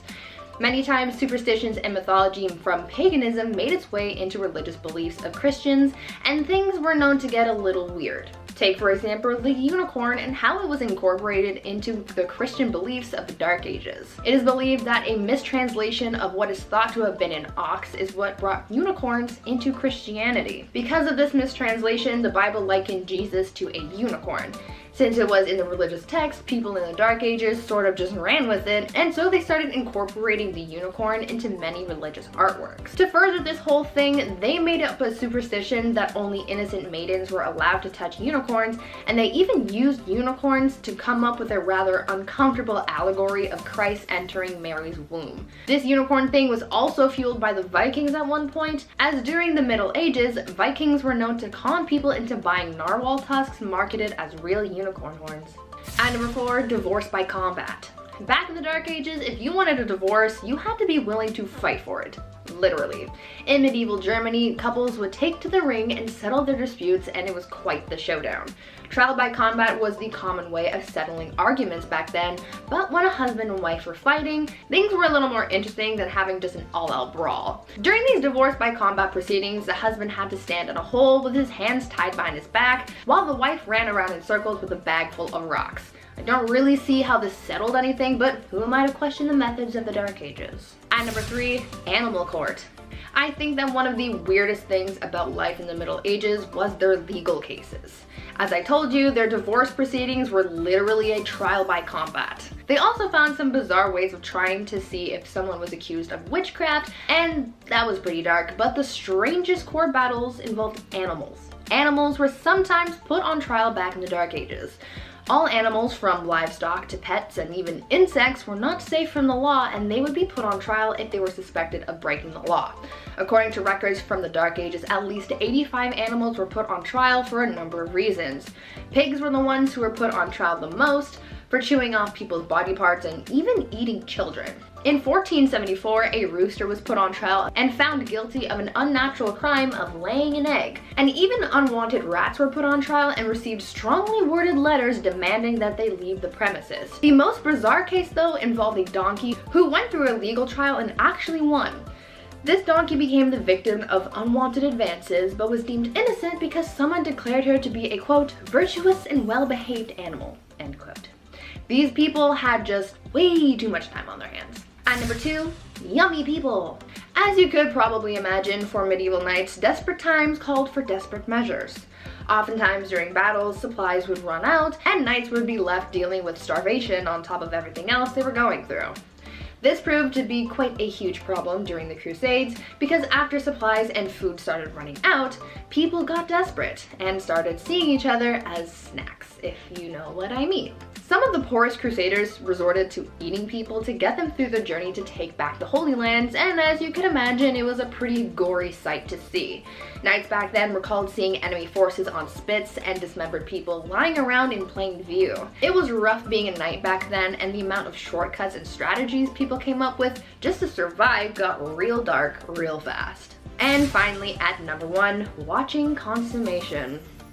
Back in medieval times, depending on the century, weddings either meant a lot or meant nothing at all. If it was the early medieval age, then no one really gave a hoot about marriage. But later on in the medieval age, marriage became a holy sacrament, and this sacrament had to be consummated. They would do the good old brown chicken brown cow, boom boom pow, OMG wow, which would have been a positive or a negative experience depending on the circumstance, but it was also a little weird because there would be people watching it all happen.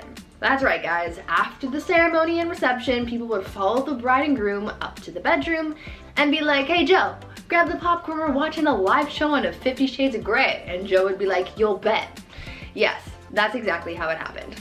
Anyways, this was all done so that there were witnesses to the consummation so that their marriage's validity could be backed up. So if anyone tried to deny that their marriage was legit, Joe with the popcorn would be able to back up the bride and groom and confirm that everything actually happened.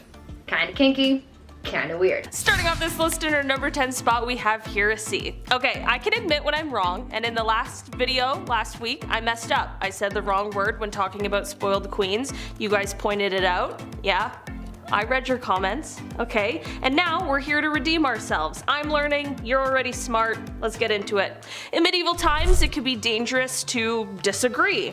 Nowadays, many people like to keep an open mind. There's so many cultures, beliefs, people think different things, and that is totally okay. But it absolutely was not okay in the Dark Ages. Oh no. In these times, if you held any kind of belief that could go against the teaching of the Christian church, you were seen as a heretic. Many leaders, whether whether kings or crusaders or even missionaries and merchants, especially from the late 11th century, fought to have Christianity take over in the Mediterranean world. People belonging to other faiths, such as Jewish and Muslim people, suffered persecution and expulsion. In England, there were massacres, and in the late 12th century, Edward I banned all Jewish people from England. I mean, this quite literally set the stage for the Spanish Inquisition in 1478, which was aimed at establishing Spain as a united, single Christian faith. Wars in medieval Europe weren't just waged on people of different faiths, however, it was also aimed at some Christians, who people believed to be heretics. This is all to say that heresy was a serious crime in these times, and thinking outside of what you were told to think at the time and what was accepted could have landed you a death sentence. Number 9. Facial expressions. I can't grow facial hair. I'm not sure if you noticed that watching, but it's never happened. It's not gonna happen. Quite frankly, I don't have to worry about trimming a beard early in the morning, anything like that, which is fine, to be honest with you. I'm not really complaining. Back in the medieval ages, I would have been set. People would have been pretty, I don't know, would have been more than ideal. The no hair look was the way to do it. The forehead was seen as the central point of your face, so it was common back in the medieval times for individuals to pluck all of their eyelashes and remove their eyebrows completely. So people would just be looking at you like, nothing going on, no facial expressions, just bald everything. Many would go as far as to pluck their hairline back even further so they have the round, oval, queen bald look. Imagine that. Imagine everyone's bald in Game of Thrones. Think it'd still get the rankings that it does? Probably not. Probably not. Macy Williams is just...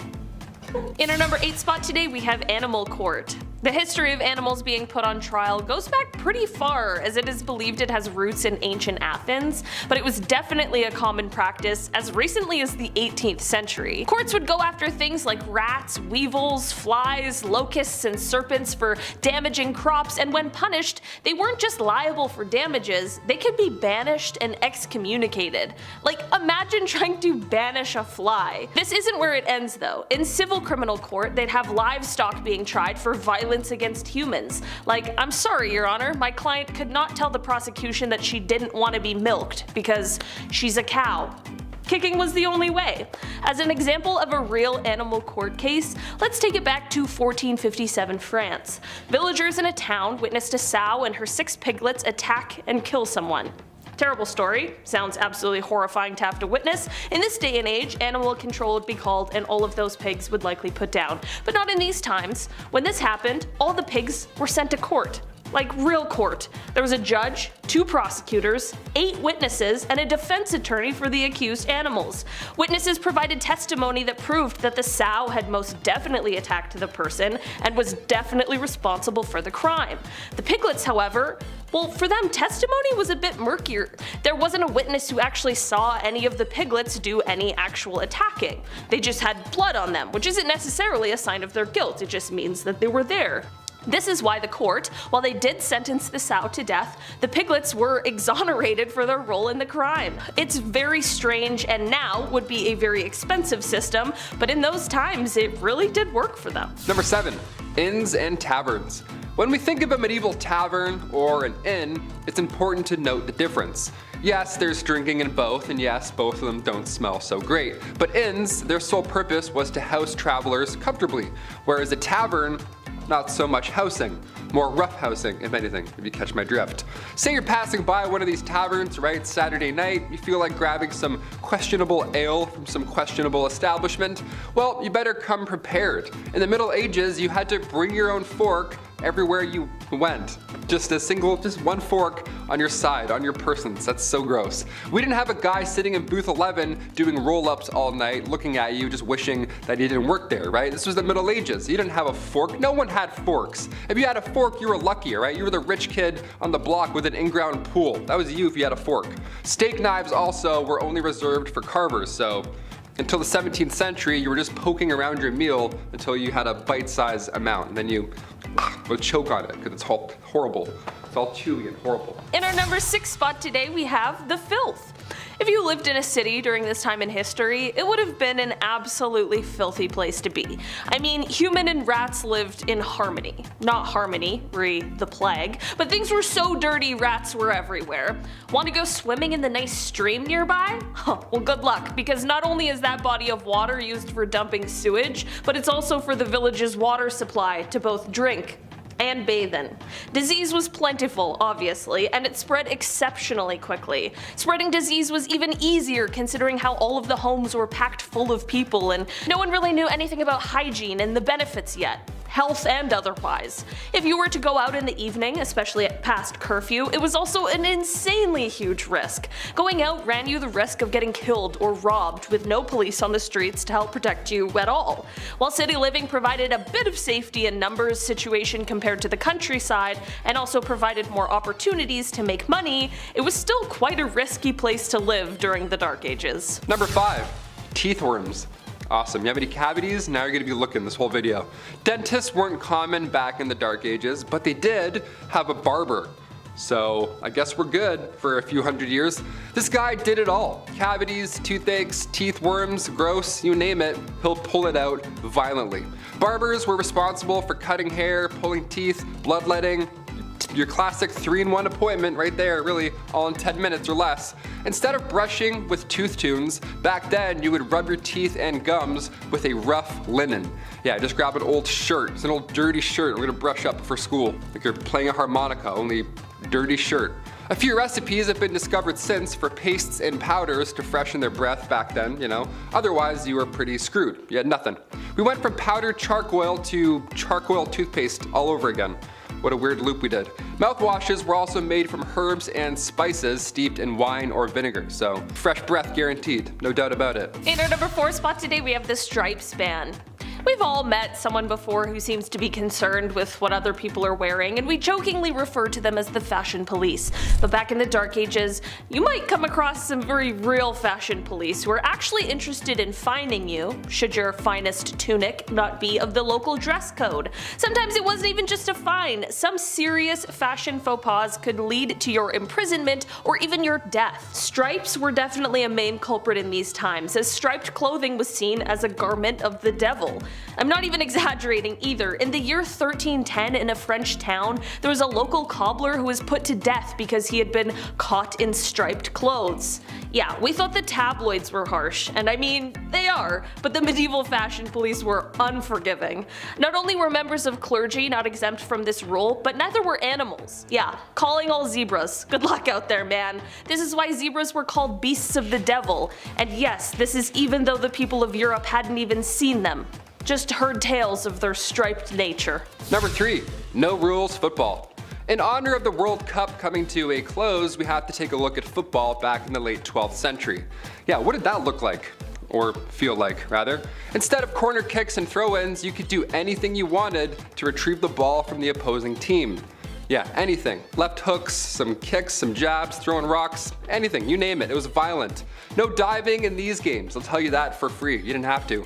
There was also no time limit. There was also no limit to how many players could be involved. So choose your team wisely. Pick the biggest guy, pretty much. It's town versus town a lot of the time. There's a lot of emotions out there settled on the field. And in the middle of it somewhere, there would be a soccer ball rolling around. I would call this a sport. Now finally, come 1314, King Edward II banned the game. And yeah, more than fair. All his civilians and citizens are dying. He's like, yeah, maybe not. Maybe it's not wise. I don't know. In our number 2 spot today, we have fast medieval marriage. There are so many messed up medieval marriage practices. We could do an entire video on just that.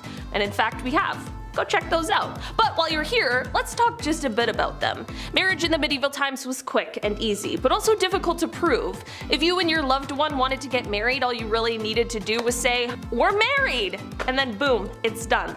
Of course, this led to a whole pile of those spur-of-the-moment type marriages, especially considering how sex before marriage was widely condemned in these times. You know, people are like, it, we're married now, let's do it. Well, I'm pretty sure many people who were divorced would have preferred if their marriages were this easy. This led to people, of course, taking advantage of this difficult to prove thing. Most especially women would often fall victim to a man who might want to take you as his wife for the night. But then the following day, after getting what he wants, he denied ever agreeing to the union of the two, if you're catching my drift. This is why many women tried to get at least one witness to union, just in case. And finally, number 1, pointed shoes. This one's so fun. Whenever I see anything that's related to the medieval times, I always admire the attire, right? Especially the shoes. I hate buying shoes today so much. Now they're so specific. You got walking, running, trail shoes. They're always so expensive. Nobody does it like the medieval times anymore, specifically krakows. Krakows were awesome. They were the style of shoe commonly worn in the 15th century Europe that looked really ridiculous. They had the long, huge long nose that went up really high. They're so silly looking, maybe that's why I love them. These long-toed shoes first appeared in the 12th century, but the krakow, the thing is, these things were twice as long as your foot, and that was considered fancy back then. These meant business, so you better watch those ankles, Beth, alright? We're going into some meetings fast. They were named after the city that they were made in. Krakows were worn by everybody at one point, but as cheeky as it sounds, the longer the shoe, the more valuable you were. There we go. So it turned into a joke eventually, right? These things got way too long and it looked ridiculous. You ever walk around in flippers beside the pool where you do that big silly walk? That's the walk that everybody was doing in town, right? It was out of hand. They would be stuffed with horsehair or moss. Yeah, which is just as comfortable as Dr. Scholl's. Imagine stepping around in moss all day. Yuck. Also, sometimes a string would be needed to be tied from the tip of the shoe to your knee just to keep these damn things afloat. So everybody at one point in time in the medieval times looked like a Muppet tied to strings. How amazing is that? Do you own any krakows? If so, how do we get our hands on a pair?